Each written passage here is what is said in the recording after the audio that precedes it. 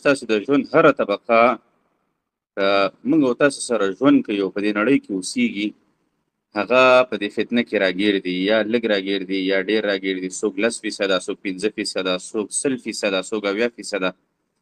خو دغه مسله د دیني طبقې نه واخله تر دنیوي طبقې تر ټولو پورې رسېدلې ده، او هغه د غربیت فتنه ده. غرب څه ته وایي؟ غرب اصل کې د یو جهت نوم دی، د یو طرف نوم دی، یو سمت نوم دی. ویسټ په انګلیش کې ورته ویسټ ویل کېږي. خو هر جهت یا هر طرف یا هر ملک یا یوه ټولنه مختلف تعارفي بڼې لري. لکه مثال له خبرې یو انسان دی او هغه ته ډاکټر مخې ته کښېنی، ډاکټر د دې انسان یو تعریف کوي. خو که چېرته ته همدغه انسان د یو سایکالوجیست مخې ته یا روانشناس مخې ته کښېنی، هغه بل ډول تعریف کوي. که د یو عالم مخې ته کښېنی، هغه د تقوا له نګاه نه تعریف کوي. که د یو درزي مخې ته کښېنی، خو هغه د لباس د جوړولو له نګاه نه د ده تعریف کوي، او د ده هغه کوم مګاس او د ده هغه سایز هغه ټول معلوموي. په همدې ترتیب باندې غرب ډېر جهتونه لري. غرب د جغرافي لحاظ سره خپل یو خاص معرفت لري. غرب د ملکونو لحاظ سره، د ژبې لحاظ سره، د سیاست لحاظ سره، اقتصاد لحاظ سره، معدنیاتو لحاظ سره، د ځمکې لحاظ سره، هر لحاظ سره یعنی خپل تعارفونه لري، خپل پیژندلې لري. خو نن چې موږ کوم غرب پیژنو یا د کوم اړخ پیژنو د غرب، هغه د غرب فکري اړخ دی، افکار دي د غرب. بیا په دغه افکارو کې موږ به کوشش کوو چې سرسري تاریخ یې ولولو، او د هغې نه بعد چې کوم د غرب مهم نظریات دي مشهور، په هغې باندې لنډه رڼا واچو. او بیا به انشاءالله چې پر روانو درسونو کې موږ ممکنه وه د هرې مفکورې په خلاف باندې به موږ او تاسو بیا مفصل درسونه و د هغې مفکورې ټول هغه ډیکوډینګ یا دغه مفکورې سپړل به کوو انشاءالله. اوس راځو غرب ته، د غرب فکري تاریخ ته. د غرب فکري تاریخ شروع کیږي د یونان نه، د ایتنز نه شروع کیږي. په یونان کې د غرب هغه تاریخ د اساس د فکر چې دی هغه شوی دی. ولې د غرب فکري تاریخ دا د یونان نه پیل شوی دی؟ دا یو مهم سوال دی او ډیر خلک په دې باره کې مختلف ځوابات وایي. خو یو ځواب یې دا دی چې هلته د پخوا نه د موسوي دین چې یعنی یهود دي، د هغې منونکي اوسېدل، هغې ته بیا رومینیوټیوز ویلې. دا هغه خلکو چې دوی به په یونان کې اوسېدل او دوی به د علمیت او د دین او د دې څیزونو خبرې کولې. بیا رفته رفته په هغه ټولنو کې خلک پیدا شول په یونان کې، ګریک چې ورته وایي، چې دا هم په غرب کې یا په اروپا کې دی، یو هیواد دی وړوکی. په دغه ګریک کې بیا یو ځای دی ایتنز ورته وایي، یو خاص ښار دی. پخوا وختونو کې به د ملکونو دونه په غټه کچه باندې نه وو، په لوړه کچه باندې نه وو لکه څنګه چې په اوسو وختونو کې غټ ملکونه دي، بلکې هلته چې دی داسې واړه لکه سکندر مقدوني دی که نه، هغه د کوم ځای حاکم یا د کوم ځای بادشاه و، هغه د مقدونیې باچا و. یا مثال له خبرې ایتنز دی. ایتنز هم یو وړوکی ښار و، 10,000 12,000 پورې خلک به پکې اوسېدل، خلک به پکې ژوند کوو. په دې کې به یو سړی را پیدا شو، هغه به هوښیارې خبرې کولې، فکر به یې کوو، 11 13 شاګردان به یو، مجلسونه به یې کول سره، بیا به چې دی ګرځېدل را ګرځېدل، خپل نن نفقه به یې هم کوله. خو یو مازدیګر ماښام وخت کې به راټول شول سره. هغه خلکو بیا رفته رفته خپل شاګردان پیدا کړل. هغه شاګردانو نورم فکرونه شروع کړل، د سیاست په باره کې، د دنیا په باره کې، د اقتصاد په باره کې، د نظم په باره کې، د دین په باره کې، د اله په باره کې، مختلفو جهتونو باندې هغوی د ژوند فکرونه کول. داسې خلک په سوونو باندې په ایتنز کې پیدا شول. او چې کله بیا د سکندر مقدوني وخت راغی او هغه ایتنز هم فتح کړ، بیا هلته ورو ورو د علم او د پوهې د کچه راکمېدله. لکه په دغه خلکو کې افلاطون، سقراط، انکزیمینیز دی، انکزیمنډر دی، یا زینو دی، یا نور داسې فلسفیان دي چې دا ټول په هماغه وختونو کې پیدا شوي دي، او په هماغه وختونو کې د دوی د فکر دوی چې د مختلف قسمه نظریات دنیا ته وړاندې کړي دي. اوس چې د غرب کم افکار او کم نظریات دي، نو د هرې نظریې شاخ یا د هرې نظریې هغه اصل چې رسیږي هغه هماغه یونان ته رسیږي. که مثال له خبرې اوسو وختونو کې د کمونیزم نظریه ده، د کمونیزم اصل اساس پریمیټیو کمونیزم ورته وایي، چې دا په یونان کې اول پیل شوی ده. یا کیپیټالیزم دی، یا جمهوریت دی، اوس ډیموکراسي ده که نه، ډیموکراتیه چې ورته په عربي کې وایي. اوس د ډیموکراسي او د جمهوریت اصل چې دی دا تر یونانه پورې رسیږي. دا تر یونانه پورې د افلاطون پر ریپبلیک کې موږ تاسې لیدلی شو، د ارسطو په نظریاتو کې دغه د دیموکراسي تصور موږ تاسو لیدلی شو. نو د غرب چې کوم د فکری اساس دی دا ټول په ایتنز کې کېښودلی شوی دی په یونان کې. خو دغه علوم بیا کمرنګه شول. د علومو کمرنګي ولې راغله؟ په دې خاطر باندې چې جنګونه شروع شول په ایتنز کې، په روم کې مشکلات جوړ شول او یو بل ډېره غټه واقعه رامنځته شوه او هغه دا وه چې کله هم عیسی علیه السلام پیدا شو نو په هغه وختونو کې یهودو عیسی علیه السلام ته ډېر بد و رد ویلې او دا به یو خرافي العیاذ بالله یو خرافات والا دین به ګڼه، ظلمونه به پې کول، ستړیا او ستومانیو باندې عیسی علیه السلام او دغه حواریینو د عیسیت دنیا ته وړاندې کو. بیا چې کله هغه رحلت وکړ او وخت تېرېده نو د عیسی علیه السلام چې کوم شاګردان او حواریین دی به د دنیا ته د عیسی علیه السلام د احکامات وړاندې کول، خو دا احکامات به ډېر پټ وړاندې کول، په یو کلي کې، په بل کلي کې، یو ځای کې، بل ځای کې په پټه باندې چې خلک په دې باندې یعنی د حکومت په دې باندې یا هغه وختونو کې کم طاقتور خلک دی هغه په دې باندې پوه نه شي او دوی ته نقصان ونه رسوي. بیا دغه حواریین هم یو څو دانې وو، لکه څنګه چې رسول الله صلی الله علیه وسلم ملګري صحابه وو، دغسې د عیسی علیه السلام ملګرو ته حواریین وي، لکه څنګه چې په قرآن کریم کې په سورة الصف کې الله تعالی د حواریون ذکر کوي یا په نورو آیاتونو کې دغه خلکو ته حواریون ویل کېدل.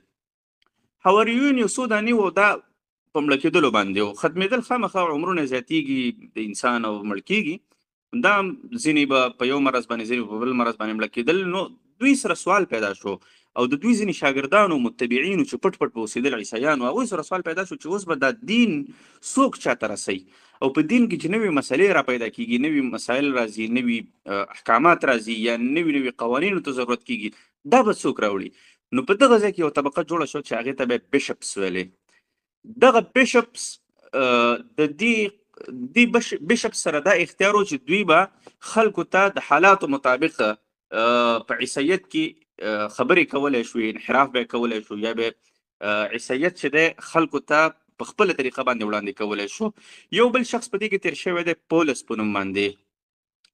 پولس چې دی هغه 100 کاله پس د عیسی علیه السلام نه راغلی دی او هغه اصل کې یو یهودي و او هغه هم بیا وروسته عیسیت ومنه او بیشپ ترنه جوړ شه. کله دی بیشپ شو نو ده په عیسیت کې ډېر زیات تحریفونه وکړل. په کال 314 کې د قسطنطین په نوم باندې یو بادشاه د روم، هغه چې دی د عیسیت کله وکته چې تا خو ډېر ښه دین دی او داسې خلک دي او اخلاق والا خلک دي او ډېر عاجز او مظلومه خلک دي، خلک پرې ظلمونه کوي، هېڅ د هغه عیسیت ومانه. چې عیسیت یې ومنه په دې وخت کې عیسیت سره واک او ولکه لاسته راغلله. عیسیت سره واک او ولکه لاسته راغلله. عیسیت کوشش وکړ چې د قسطنطین په دې خبره راضي کړي چې په ټوله اروپا کې دین خپور شي او بیا دا و چې د قسطنطین د عیسیت منلو نه 80 کاله پس بل باچا راغی او هغه اعلان وکړ چې په ټوله اروپا کې د عیسیت نه بغیر بل دین منع ده. څه دینونه چې دین نور هغه نه منل کېږي، یوازې او یوازې عیسیت د اروپا یا د روم رسمي دین شو. چې کله دا رسمي دین شو نو په دې وختونو کې عیسیانو ترڅنګ یهود هم اوسېدل او نور مذاهب والا هم اوسېدل، نو په هغوی باندې سخته راغلله. یهود د اروپا نه په تېښته باندې شروع شول، څوک روسیې ته ځه، څوک اوکراین ته ځه، څوک یمن ته ځه، څوک افریقا ته ځه. خو د اروپا په چاپیریال کې یا د اروپا په دې ماحول کې یهود ډېر زیات په ازادۍ باندې نشو ګرځېدلی، ځکه چې همدغه یهودو په عیسیانو باندې ډېر ظلمونه کړي چې څه وخت کې عیسیان مظلوم وو. دا خبرې خو عیسیانو په خپلو کتابونو کې لیکلي که نه چې پلانکي ځای کې پلانکي حادثه وشوه، پلانکي ځای کې پلانکي کار وشو. المهم چې کله عیسیانو په اروپا باندې حاکمیت وکړ نو په دغه وختونو کې په روم کې د افلاطون او د ارسطو ځینې نظریات موجود و، ساینسي نظریاتو چې هغوی د خپلو ځانونو نه یو اندازې لګولې وي، دوی هم هغه نظریات ورو ورو په عیسیت کې رادننه کړل، ځکه چې د خلکو مقبولیت په فلسفه کې د خلکو دلچسپي وه او دغه نظریات په خلکو کې عام و. نو ځکه عیسیانو هم د خوشباورۍ د وجې نه په دې خاطر چې د خلک موږ سره یو ځای شي او د خلکو انټرسټ یا د خلکو دلچسپي موږ ترلاسه کړو، نو دا هم دوی ته راغلل، دغه نظریات دوی خپل کړل. بیا د وخت په تېرېدلو باندې د اروپا داسې قصه وه، د اروپا نظام بیلو او مذهب یا دیني بیلو. لکه مثال له خبرې په اوس وختونو کې ځینې حکومتونه دي چې هغه مذهبي جهت یې بیلي دیني، یو طرف ته دین وي، یو طرف ته حکومتي نظام یا حکومتي جهات یې بیلي، لکه مثال د خبرې موږ او تاسې د خلیج هیوادونه لیدلی شو چې هلته یو طرف ته دیني کورنۍ ده چې هغه ډېره زیاته مشهوره او طاقتوره ده او هغه ته دیني جهت سپارلی دی، بل طرف ته حکومتي جهت سپارلی دی. دوی دواړه د یو بل په کار کې کار نه لري یا یو بل مثال د خبرې یو بل ته اختیارات ورکړي دي، یو بل خاطر کوي. په همدې ترتیب باندې په اروپا کې هم عیسیت هم روان و چې هغه دا بیشپس به مشر وو او نور ښکته عیسیان به چې دی دا به ګمارلي وو د یو هیواد د بل هیواد د یو ځای بل ځای به هغه مشرانو به په خپلو هیوادونو کې تر کلو پورې د عیسیت دین رسو، د تنصیر دپاره به کار کو. عیسیت د اروپا چې کوم رسمي دین وګرځېده، غټ دین وګرځېده، نو دا په همدې طریقه باندې چې په اولو 3.5 کلونو کې چې عیسیت د اروپا رسمي دین شو، نو دوی ډیر کوشش کړی دی چې اروپا ته خپل دین ورسوي. بیا بادشاه چې دی بادشاه به خپل کار کوو، خپل فوزونه به وو، هغه به په عیسیت کې ګوتې نه وهلې، عیسیت به په بادشاهت کې ګوتې نه وهلې. خو المهم یو وخت داسې مسله راغله چې بادشاه په خلکو باندې ظلمونه شروع کړل، یو ځای کې خلک ووژنه، بل ځای کې خلک وژنه. اخر ورپسې دا ملا راپاسې د عیسیانو پادریان ورپسې راپاسېدل چې دا ته څه کې، دا خو تا خلک د تیغه تیر کړل، خلک وژنې، دا خو ته ګناهګار یې، ته باید توبه وباسې. خو یو دا قصه وشوه. بل دا قصه وشوله چې په دغه وختونو کې، یعنی دا هغه وختونو تقریبا چې 211 206 دغه وختونو میلادي. بل دا کار وشو چې مسلمانان په هسپانیه باندې ورغلل، په روم باندې ورغلل. روم حکومت چې دی ولړزاوه، هسپانیه ترېنه ونیوله، مشکلات یې جوړ کړل 211 کې. په دې وختونو کې عیسیانو چې دا کم پادریانو دوی به کوشش کوو چې د جرمني نه اخواته کومې علاقې دي، راماین او نور لومبارډون ورته وایي، هغه طرفونو خلک په عیسیت کې شامل کړي. دلته یو خواته حکومت د لاس نه منطقې وتلې، د بادشاه د لاس نه منطقې وتلې، او بل طرف ته عیسیت په حکومت کې خلک را داخلول. بل خبره دا وشوله چې صلیبي جګړې شروع شولې. د حکومت نه خو چې کار ونه شو، حکومت قوي نه و، کمزوری و، نو عیسیانو فیصله وکړله چې دا مسلمانان راغلي دي، دا د موږ نه دا ځایونه نیسي، مشکلات موږ ته جوړوي، نو راځه خپل یو فوج جوړ کړه. نو صلیبي لښکر یې جوړ کړه. صلیبي لښکر چې جوړ کړه، نو بیا به صلیبیانو د مسلمانانو سره جګړې کولې. مشهور تاریخ د صلیبیانو سره د مسلمانانو چې کومې جګړې راغلي دي، نو دغه څو لاملونو چې په عوامو کې د عیسیانو محبوبیت ډېر زیاتېده. عیسیانو باندې به خلکو فیصلې کولې، یو کلیسا ته به خلکو فیصله وړله، محکمه به وه، محکمې ته به خلکو فیصلې نه وړلې، کلیسا ته به وړلې. جنګ وخت به چې راغی کلیسا به ټول نه مخکې وه. چندې وخت به چې راغی کلیسا ته به خلکو چندې ورکولې، حکومت ته به خلکو ټکسونه نه ورکول، حکومت به ډېر ګناهګار او بد او بدفال باندې یادېده. نو په دې خاطر باندې په اروپا کې کلیسا حاکمیت ته ورسېدله. کلیسا حاکمیت ته ورسېدله، یو څو ښه کارونه مو کړل د اروپا دپاره، او یو څو کمزوري کارونه په کلیسا کې را پیدا شول. دا زه تاسو ته ټول هغه مقدماتي یا هغه بنیادي خبرې کوم چې په اروپا کې بیا څنګه غربي افکار یا څنګه الحادي افکار راوټوکېدل، د معاصرې فلسفې راوټوکېدلې، د هغې دپاره زه تاسو ته مقدماتي نکات وایم. کلیسا دوه ترتیبونو باندې کارونه وکړل، ځینې ښه وکړل او ځینې بد کارونه وکړل. ښه کارونو کې دا وکړل چې د مسلمانانو کوم علوم هغه یې وژباړل. لکه مثال د خبرې جیرالډ اف کریمونا، د یو مترجم و عیسایي و، 114 117 کتابونه په هغه وختونو کې ژباړلي، یا نور داسې مترجمینو ډېر په غټو روپیو باندې وګمارل چې تاسې اسلامي خاورو ته لاړ شئ، هلته سفرونه وکړئ، هلته تاسې زده کړې وکړئ، هلته تاسې معلومات او علم او ساینس ترلاسه کړئ او هغه بیا وژباړئ. نو ډېرې ژباړې وکړلې، په زرګونو لکونو کتابونه یې وژباړل.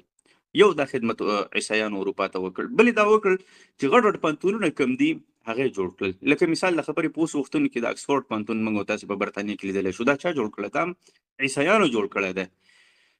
یا مثال د خبرې که موږ او تاسې وګورو د اروپا حکومتي سټرکچر چا جوړ کړی، نظام، لکه ادارې، دا د قضا اداره ده، دا فلانکه اداره ده، دا د فوز اداره ده، دا د وزارتونه دي او دا محکمې دي او دا څنګه کار کوي.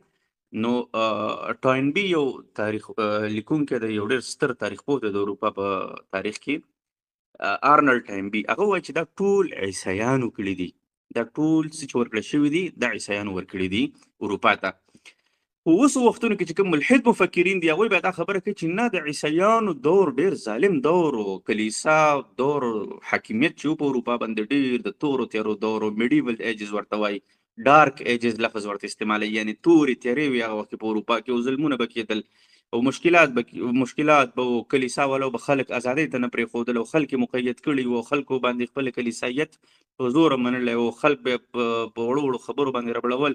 حتی دا خبره هم کیږي چې کلیسا په 600 کاله کې، یعنی د 1100 میلادي نه واخله تر 1800 میلادي کاله پورې په دې وختونو کې اروپا 14,000 انسانان هغه وجلي دي چې هغه د اروپا مخالف فکر او رښتیا په اروپایانو کې، په اروپا کې چې کوم کلیسا والا اوسېدل هغوی کې دا شی و چې یو نوې فرقه به راغله یا یو نوی خبر به راغی، دوی به راسن چې د هغې په مخالفت کې کار شروع کړه. همدا وجه ده چې اروپا ته اسلام په تېرو 200 کالو کې ورغلی دی. ګوره ښه، نن نه 1.5 کال مخکې په کال 1901 کې په برطانیه کې یوازې 2 جوماتونه وو. بیا هلته یو مسلمان و، هغه الله تعالی پیدا کړ، یو مسلمان اروپا ته لاړ، هلته هغه د دین کار وکړ.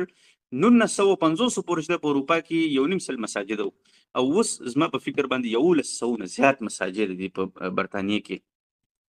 خو المهم یعنی په دغه د عیسایانو یا د کلیسا په دوره کې په اروپا کې اسلام ګوره نه و.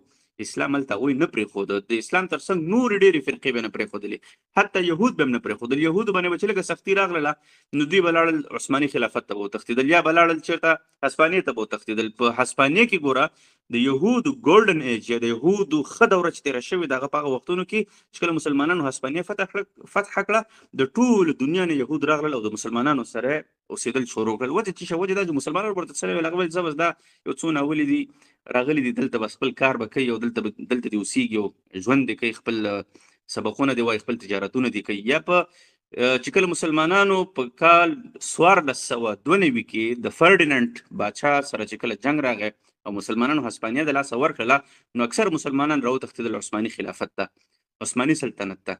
په دغه وختونو کې یهود هم ورسره راوتښتېدل عثماني سلطنت ته. نو لنډه دا ده چې د اروپا په تاریخ کې عیسایانو بل مذهب یا بل فکر والا نه پرېښودل، بلکې یو تاریخ وایي چې 14,000 کسان یوازې خپل فکري مخالفین ژوندي سوځولي وو. خو زه دا وایم اوس وختونو کې چې دغه امریکا د غرب د اروپا تاریخ ته خو تورې تیارې وایي یا ډارک ایجز ورته وایي یا د کلیسا دور ته تورې تیارې وایي.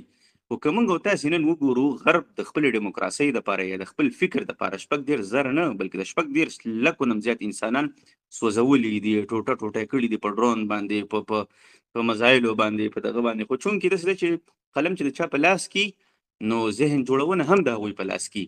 نو په دې خاطر باندې اوس وخت کې چې کوم سیکولر یا الحادي مفکرین دي، هغوی چې څونه هم کوشش کوي چې عیسایت بدنام کړي، کلیسا بدنامه کړي، تر اخري حده پورې دا کوشش وي. دغه ځای پورې یو خبره شوه. دویمه خبره دا شو چې کله مسلمانانو ترکیه کې حاکمیت او عثماني خلافت یا مثال د خبرې دغه ځمکې مسلمانانو فتح کړې وې په 14مه پیړۍ 14مه پیړۍ کې 14مه پیړۍ کې په اروپا کې ډېره سخته قحطي راغلل، مشکلات راغلل اقتصادي، ځکه چې اروپایانو به د چینایانو سره بزنس کو، تجارت به کو، او هندوستان ته به تجارت کو او نورو دې طرفونو ته هیوادونو ته به تجارت کو. د دوی په منځ کې اسلامي هیوادونه راغلل، چې اسلامي هیوادونه نه منځ ته راغلل نو بیا خو به اروپایانو نشو کولی چې دې خواته راشي. یعنی که زه تاسې ته ووایم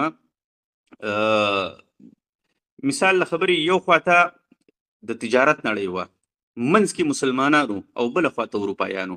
که اروپایانو غوښتل چې اسلامي نړۍ ته راشي نو منځ کې به خامخا د مسلمانانو نه تیریږي. نو په دې خاطر باندې اروپایانو او خصوصا په سپین کې یا هسپانیه کې خلک اوسېدل، د هسپانیې ملکه وه، چې دوی فیصله وکړه چې موږ د مسلمانانو په لاره باندې چین ته ځان نه رسو یا انډیا ته ځان نه رسو، هند ته ځان نه رسو، بلکې موږ کوشش کوو چې په دې بله لاره باندې، دنیا خو ګول ده، په دې بله لاره باندې موږ په شا باندې د دنیا راتاو شو او د مسلمانانو به دلته منځ کې پاتې شي، موږ به د دنیا په هغه بل طرف باندې راتاو شو او چین ته به ځان راورسو، هند ته به ځان راورسو. نو دوی تلل، سفر یې شروع کړ. په دې کې یو کښتۍ والا و چې هغه د کښتۍ ډېر ماهر و، د ځمکې مکې او د لارې مارې پېژندلې، د هغه نوم کولمبس، کرسټوفر کولمبس. کولمبس د ظالم بچی او ورسره یو څو سوه کسانو په کښتیګانو کې سواره شل، زه په میاشتو میاشتو باندې سفرونه وکړل. اوس اوبه دي او ختمیږي نه، د دنیا بل طرف نه راتاویږي، چین او هند ته ځان رارسوي. اوس اوبه دي او ختمیږي نه. په دې وختونو کې د خپل خلک ورپسې راپاڅېدل په کښتۍ کې چې دا ته څه کوې، موږ د کوم ځای ته راوستلو، نه خوراک شته دی بیرته چې واپس بیرته په همدې خوراک باندې ورسیږو، نه ځای را رسیږي، نه لاره معلومه ده. شپه شي یوه ورځ شي، هر طرف ته اوبه دي، هر طرف ته اوبه دي، نه نقشه شته دی نه معلومات شته. خو بالاخر ده به بس یو کوشش او بل کوشش دا خلک اوس وزنډوي، دا خلکو ته حوصله ورکي. بالاخر د یوې ځمکې ته ورسېده، چې هغه ځمکې ته ورسېدو ګوري ځنګلیان دي پکې ورو ورو خلک دي او بس ځنګلیان دي او نه په تهذیب پوهېږي او په اول ځل باندې تورې وکتلې، په اول ځل باندې کښتۍ وکتله، په اول ځل باندې د نورې نړۍ انسانان وکتل. دوی چې هغوی ته وکتل هغوی دوی ته وکتل، یو بل ته حیران شول. خو دوی په یو شي باندې خوشحاله شو، هغه دا ده چې د هغوی په غاړو کې تارونه ځوړند وو، په دې تارونو کې د سرو زرو وړې وړې ټوټې وې چې هغوی د خپل ښایست دپاره ځوړندې کړې وې. المهم کرستوفر کولمبس او د ده کښتیګانې چې ورسېدلې هغه ځمکې ته، نو هغوی بیا هم هغه خپل هغه قبایلي رسم او رواج پکې و، هغه ځنګلي خویونه پکې و، نو د دوی اکرام یې شروع کړ. د دوی اکرام چې شروع کړل، دوی د ظالم زامنو خپلو کې یو بل ته سترګه ووهله چې بس زیاته خو ځان را رسولی دی او دلته خو ډېر سره زر دي او ډېر مال دی، بس په طریقه باندې د دغه ځای نوم امریکا، دې ته په اوس وخت کې موږ امریکا وایو. او دغه ځای ته یې نوم ورکړو ویسټ انډیز، ځکه چې دوی تلل انډیا ته، نو دوی فکر کو چې دا موږ انډیا ته راورسېدلو، دوی تلل هند ته، دوی فکر کو چې همدغه هند دی او موږ د دنیا د بل مخ ته راغلو، حال دا چې دوی امریکا ته رسېدلي وو. د هغوی د دې اکرام شروع کړ، دوی د ظالم زامنو شروع پرې وکړله. د یو څو ورځې مېلمستیا چې تېرې شولې، د دوی نه دا سره زر اخیستل شروع کړل. هغوی خو د سرو په قیمت باندې دونه نه پوهېدل، ځکه چې هغوی به ښکارونه کول او دغه به یې کول، هماغه به یې خوړلې، هماغه یې زندګي وه. خو دوی ته د هر څیز معلومات او دوی پوهېدل په دې باندې چې موږ دغه سره زر د دې نه واخلو او دا بیرته هسپانیې ته ویسو، موږ په دې باندې ډېر غټ کار کولی شو، ډېر مالداره کېدلی شو. او همدا و چې د هغوی قتل عام یې شروع کړ، د هغوی قتل عام یې شروع کړ، کورونو ته ځه، ماشومان یې وجنه، ښځې وجنه، سړي وجنه، او چېرته چې لکه د وحشیانو غوندې د هغوی کورونه لوټ کوه، کورونو کې ګوره سره زر. او نن سبا وختونو کې د کرستوفر کولمبس دا د امریکایانو دپاره د هیرو په څیر باندې دی، چې والله دا یو هیرو او د امریکا کشف کړی ده. هغه اصل کې غلو د غلا دپاره تللی هلته امریکا ته. بیا چې کرستوفر کولمبس د خلکو نه دا سره زر راواخیستل، چونکې هغه قبایلي خلک وو، هغوی کوم غټ جنګونه نه وو کړي او دا خو ډېر پرانچه خلک وو، په هسپانیا کې اوسېدل، ټول عمر یې ګڼکپۍ کړې وې، غلاګانې کړې وې او لانجې کړې وې او څه نه څه علم او پوهه هم درلودله. نو هغه خلک یې وغولول، د هغې نه دا سره زر راواخیستل او راغلل هسپانیې ته، بیرته سپین ته. هغې د ملکې مخې ته کېښودل، ملکې د دې ډېر خاطر او احترام وکړ، ورته ویل چې یاره دا خو تاسو ډېر غټ کار کړی دی، نورو کښتیګانې ورکړلې. نو په دغه وختونو کې امریکا کشف شوه، له دې نه مخکې امریکا نه وه کشف شوې، او نه امریکا کوم علمي تاریخ لري، او نه امریکا کوم د غرب د فکر نه خبره وه، او نه د ایتنز نه، او نه د ګریک او د یونان نه خبره وه. خو امریکا د هغې وخت نه پس چې دی، بیا د امریکې استحصال هم شروع شو. 14 میلیونه انسانان وژلی شوي دي. څومره؟ 14 میلیونه. دا اوس چې دا کوم سپین او سره تاسې په امریکا کې ګورئ، دا د امریکا خپل خلک نه دي، دا ټول د برطانیې نه تللي دي، د هسپانیې نه تللي دي، د فرانس نه تللي دي. دغه فرانس او برطانیې به خپلو کې سره لاس او ګریوانو په جنګونو به په خپلو ملکونو کې به ناست وو، یو بل چې امریکا زما شي، بل ویل چې زما شي، یو بل چې د امریکې فلانکۍ برخه ستا، بل ویل چې زما. نو امریکا کې چې کوم خلک خپل اوسېدل، هغه د هغه ځای غنمرنګه تورمایله خلک دي، چې هغه اوس هم ځینې قبایل شته دي په مکسیکو کې او په ځینو نورو ځایونو کې، نور اکثره ختم کړلی شول، د هغوی نسل وژنه وشوله. دې طرف ته په اروپا کې چې خلک د عیسایت نه تنګ شو، د عیسایت نه چې تنګ شو، نو مفکرین راپاڅېدل. یو مفکر به مثال له خبرې یو کتاب به ولیکه، په خپل نوم به نه چاپ کوو، همداسې به 10 کاپیانې 15 کاپیانې یا 10 حصې 15 حصې به تقسیم کړلې، بل به راپاسېد، هغه به داسې یو فکر وکړه د عیسایت نه پټ. لکه مثال له خبرې یو هیواد دی، اوس په هغې کې فوج حاکم دی، په سیاست باندې حاکم دی، په محکمو باندې حاکم دی، څوک د خپل فکر خلاف هم نه پرېږدي، او په دې کې یو لیکوال راپاڅېږي او هغه د فوج په خلاف باندې ځینې دلایل ولیکي، یا د فوج ځینې منفي کړنې بیان کړي، ولیکي، او په چاپخانه کې چاپ کړي، خپل نوم پرې ونلیکي او بازار کې خپور شي، د خلکو لاسونو ته ورشي. نو فوج په دې باندې پکارېږي چې دا چا لیکلی دی، نو هغې پورې به ځان وررسوي. نو په همدې ترتیب باندې په اروپا کې به چې کومو خلکو د عیسایت په خلاف باندې لیکل کول، هغه به یې ایسته نیول. ځینې مفکرین داسې وو چې هغه غوښتل چې د عیسایان لږ سم شي. عیسایانو کې ډېر زیاتې مسلې راغلې وې، ډېر مشکلات پکې راغلي وو. لکه مثال له خبرې عجیب مسلې وې. یو مسله پکې دا وه چې ځمکې به اخیستلې، د اروپا 12% ځمکې یوازې د کلیسا وې. یا مثال له خبرې ټکسونه به په خلکو باندې کېښودل، بلکې په اخر کې خو به خلکو ته دا ویلې چې که جنت ته ځې یا مړ کېږي نو زما دا سند واخله در سره اوس مې په پیسو باندې چې کله مړ شو دا به ملایکو ته وښایي هغې به یې د مستقیم ځان سره جنت ته بوځي نو سندونه به د جنت خرڅول ټیکټونه په دې باندې په اروپا کې عیسایان ډېر بدنام شول داسې نورې منفي کړنې به یې کولې یو کس به یې راونیوه مجرم به یې راونیوه هغه نه به چې دی بس تفتیشونه به یې ترېنه کول او سختې سزاګانې به یې ورته ورکولې خو بالاخر د دې په رد عمل کې یا په نتیجه کې دوه افکار یا دوه نظریات ډېر زیات مخې ته راغلل یو ته ویل کېږي ریفارمیشن یا مصلحین هغه خلکو ته ویل کېږي چې دوی غوښتل چې ای عیسیانو تاسو خو زموږ د عیسی علیه السلام تعلیمات راوړي دي کتاب در سره ده ولې تاسو په دې کې تحریف کوئ یا ولې تاسو د خپل نفسي خواهشاتو دپاره کار کوئ د خلکو نه ټکسونه اخلئ یا په خلکو باندې جنت ټکټونه خرڅوئ نو هغوی راولګېدل او هغوی د عیسیت تعلیمات په بل ډول باندې شروع کړل چې هغې کې انحراف نه و شوی دغه خلکو ته مصلحین و یا ریفارمیشن والا وایي د دې مخکښ مشر چې دی هغه ته مارټن لوتر وایي بل ډول خلک راپاڅېدل هغه ویل چې نه تاسو دې ورک شي او رنګ دې ورک شي چې تاسې په دا سلګونو په زرګونو کالو کې چې شونه کړل اروپا هم چې دی د خپلو خواهشاتو ښکار کړله زه کلیسا دې م ځي او درپسې او دا ټول کتابونه دې م درپسې ځي او تاسو ځئ بس نور دا مذهب او دا دین چې دی د عیسیت دا د اروپا نه ختموئ دغه دویمې نظریې والا خلکو دوی ته به یې ملحدین ویلې اوس په دغه دویمې نظریې والا خلکو کې زموږ کار دی دوی کې افکار والا خلک پیدا شول یو کس پکې پیدا شو مثال د خبرې هغه ویلې چې د حکومت باید څنګه وي عیسیت نه چې حکومت د لاس نه واخلي نو موږ ته چې حکومت پاتې شي موږ باید څنګه حکومت وکړو د انسان د کوم ځای نه راغلی دی اقتصاد باید څنګه وي باید انسان ازادي څومره وي باید حکومت ته د رسېدلو دپاره کوم تکنیک او میکانیزم موجود وي کوم پروسس موجود وي بیا ورپسې یو څو کاله سل کاله 200 کاله تیر شول مزدوران پکې راپاڅېدل چې زموږ حقوق څه شول تاسو خو د حکومتونو هر یو شي حقوق معلوم کړل هر څه شی معلوم کړل زموږ پکې څه ښځې پکې راپاڅېدلې هغې پکې ځان ته ویل چې زموږ پکې حقونه څه شول موږ هم مستحق یو نو دغه د ټول اروپایي او غربي افکارو دویم ځلې زېږنده وه دې ته بیا ویل کېږي سیکولریزم لیبرالیزم ښځې چې راپاڅېدلې دي هغوی چې د حقوقو غوښتنه کوله دې ته فیمینیزم وایي سړي چې راپاڅېدلي دي د حکومت سټرکچر چې وړاندې کوو چې حکومت باید د مذهب نه جدا شي دې ته سیکولریزم وایي کومو خلکو چې ویل حکومت ته باید څنګه ورسېږو یو سړی حکومت ته څنګه رسېدلی شي څنګه باچا کېدلی شي یا د باچا انتخاب به څنګه کوي دې ته ډیموکراسي وایي ازادي د انسان څونه وي باید څونه انسان آزاد واوسېږي په ټولنه کې په ملک کې په هیواد کې دې ته لیبرالیزم وایي اقتصاد به زموږ او ستاسې څنګه د ټولنې او د خلکو او په کوم میکانیزم باندې به خلک معاملات کوي تجارتونه کوي په کوم میکانیزم باندې به خلک خپل اقتصاد ته وده ورکوي دې ته کیپیټالیزم وایي دا ټول د اروپا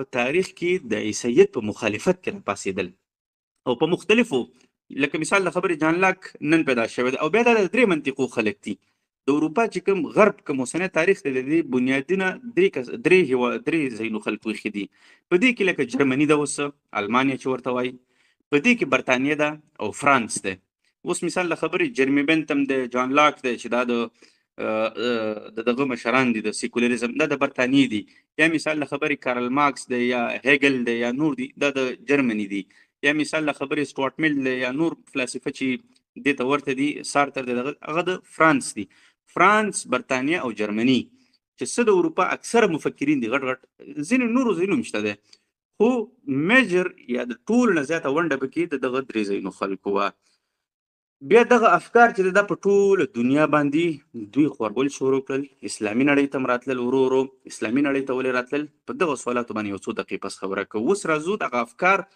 دوه درې دقیقو کې چې دی یا څلور دقیقو کې کوشش کوو یو فکر باندې د لنډ نظر واچو او بیا به موږ وایو چې د دې منفي نتایج سره ووتل هغه به ورپسې وایو ټول اول راځو موږ وایو کیپیټالیزم ایډم سمیت د دې بابا ګڼل کېږي د ایډم سمیت چې دی د کیپیټالیزم پلار ګڼل کېږي کیپیټالیزم د اروپا اقتصادي نظام دی او په اوس وختونو کې په اروپا کې غالب نظام ته کیپیټالیزم ویل کېږي چې هغه کیپیټل یا سرمایه لري سرمایدارانه نظام څه شي ته ویل کېږي سرمایدارانه نظام داسې یو نظام ته ویل کېږي چې په هغې کې مینز اف ګډ یا هغه اشیا چې هغه د ریپروډکټیو اشیا یا هغه اشیا چې هغه نوره ګټه کوي هغه د انسانانو سره په لاس کې لکه څنګه انسانانو سره په لاس کې اوس مثال له خبرې زه یم یو پټی دی هغه نه چې دی ماته پیسې راځي د پټي نه 10 پټي دي 10 پټي دي ټول ماته پیسې راځي زه د دې مالک یم.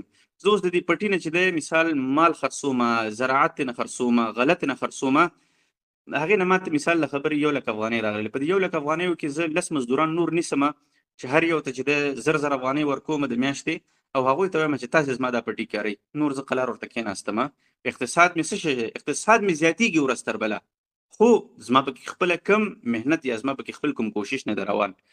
دویمه خبره دا ده چې کپیټالیزم او د اسلام دا شیز خو په اسلام کې هم شته دی نو بیا د کپیټالیزم او د اسلام څه فرق دی هغې کې یو بنیادي فرق دا دی چې په کپیټالیزم کې اقتصاد یا سرمایه ګټلی کېږي د خپل ځان دپاره د اټ سیلف دپاره د خواهش دپاره د خپلې ازادۍ دپاره د فریډم دپاره چې زه پې آزاد شم زه پې د ازادۍ احساس وکړم زه پې د فریډم احساس وکړم.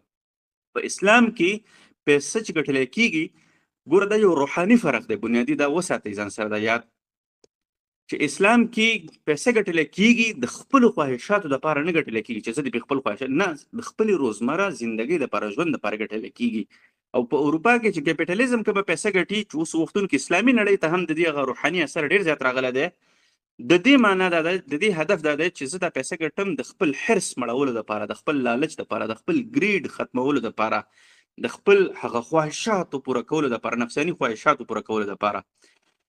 د کیپیټالیزم منفي نقصانات په هغه وختونو کې نه ښکاره کېدل هر چا به ګټه کوله هر سړی انډسټریز خلاص کړه کارخانې خلاصې کړه ایجادات وکړه ساینس ته پرمختګ ورکړه سفرونه وکړه هر څوک خلکو ته څونه خوشحاله نظام دی خوشحاله ژوند دی ځکه په هغه وختونو کې خلک نوي نوي د عیسایانو د کلیسا د حاکمیت نه خلاص شوي نو خلکو چې دا کیپیټالیزم هم وکته او کاروبارونه یې وکتل او همدغسې د پیسو دا راخوټ کېدل هم وکتل نو خلک ډېر زیات حیران وو چې دا څنګه نظام دی خو چې کله پې 100 کاله یو نیم 100 کاله تېرېدل او د کیپیټالیزم د خلکو په روحانیت کې د خلکو په فکرونو کې د خلکو په مغزونو کې بدلون راوست نو خلک په دې باندې پوه شول چې دا خو ډېره غټه تباهي هم لري او هغې ته کرونیک کیپیټالیزم وایي چې مثال دا خو ډېره غټه تباهي کوي لکه مثال د خبرې یو سړی دی او هغه په خپل کور کې د خپل مور او پلار خدمت کوي زړه مور او پلار یې دي او هغه ستړي ستومانه وي مریضان او همدغه سړي سره د همدغه ساعتونو په وخت کې یو بل کار دی او هلته په دې باندې دی $10 $100 ګټلی شي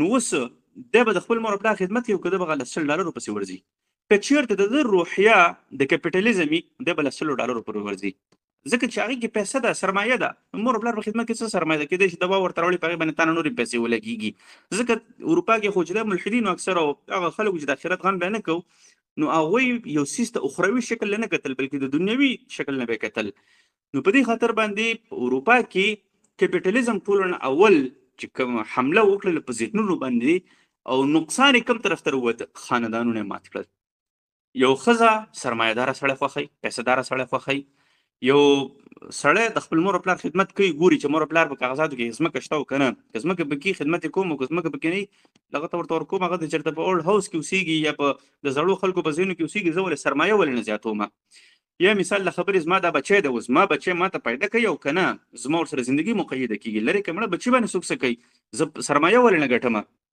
پیسو پسې زه ولې نه ځمه ښځه ده په مثال د خبرې په $1 لک باندې یو سړی یوې ښځې ته کینی واده کوي آیا ولې هغه په $1 باندې ډېرې مزې چړچې نه کړي د خپلو خواهشاتو پوره کولو دپاره نو په دغه ترتیبونو باندې دا سرمایه‌دارانه ذهنیت دا خپلوۍ ختمې کړلې دا یو بل سره تړاو یو بل سره اوسېدل یو بل سره ژوند یو بل سره مینه محبت دی ختم کړل.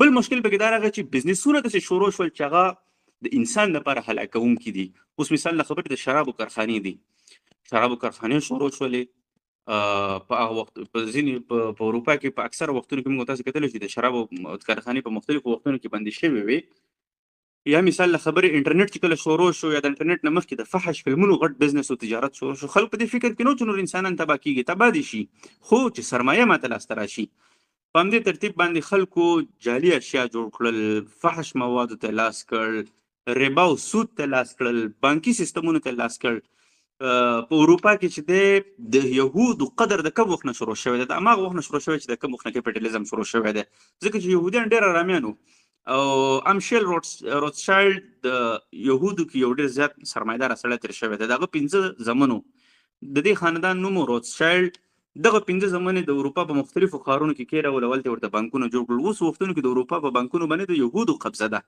همدا وجه ده چې اوس وختونو کې په اروپا کې یا په غرب کې اسټابلیشمنټ یا طاقتور خلک د یهود شمارل کېږي، ځکه چې دوی سره اقتصاد دی په لاس کې. هر بچا چې راشي ګوره، هر څونه چې ښه سړی خو یهودو ته هېڅ هم نشي ویلی. که هغه په برطانیه کې که په کال 1919 کې د بالفور ډیکلیریشن یا آرتر جیف بالفور چې د برطانیې وزیر اعظم او هغه یهودو ته دا وعده ورکړې وه چې د فلسطین ځمکه موږ تاسې ته درکوو د عثماني خلافت نه چې موږ ازاده کړله. په هغه وختونو کې هم سوکولو په نوم باندې او په هغه وختونو کې هم نور یهودو وایزمرز په نوم باندې چې هغوی برطانیې حکومت ته ویلي چې موږ تا سره مالي مرسته کوو. په هغه وختونو کې برطانیه نوې د اول نړیوال جنګ نه راوتې وه، د پیسو ضرورت ورته، اقتصاد ضرورت و. برطانیې ورسره هغه وختونو کې یهودو ته دا ویلي چې موږ تاسې ته وعده درکوو چې دا فلسطین به موږ تاسې ته درکوو، تاسې موږ ته مالي مرسته راکوئ. دې وعدې ته یا دې خط چې اوسه پورې په تاریخ کې شته دی، هغې ته بالفور ډیکلیریشن وایي.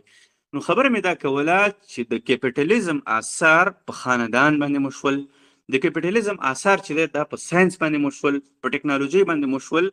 اوس موږ او تاسې ایر کنډیشن د کینو ډېر ښه ایر کنډیشن دی، ډېر ښه شی دی، یخ سړی ورته ناست دي، سهولت کې.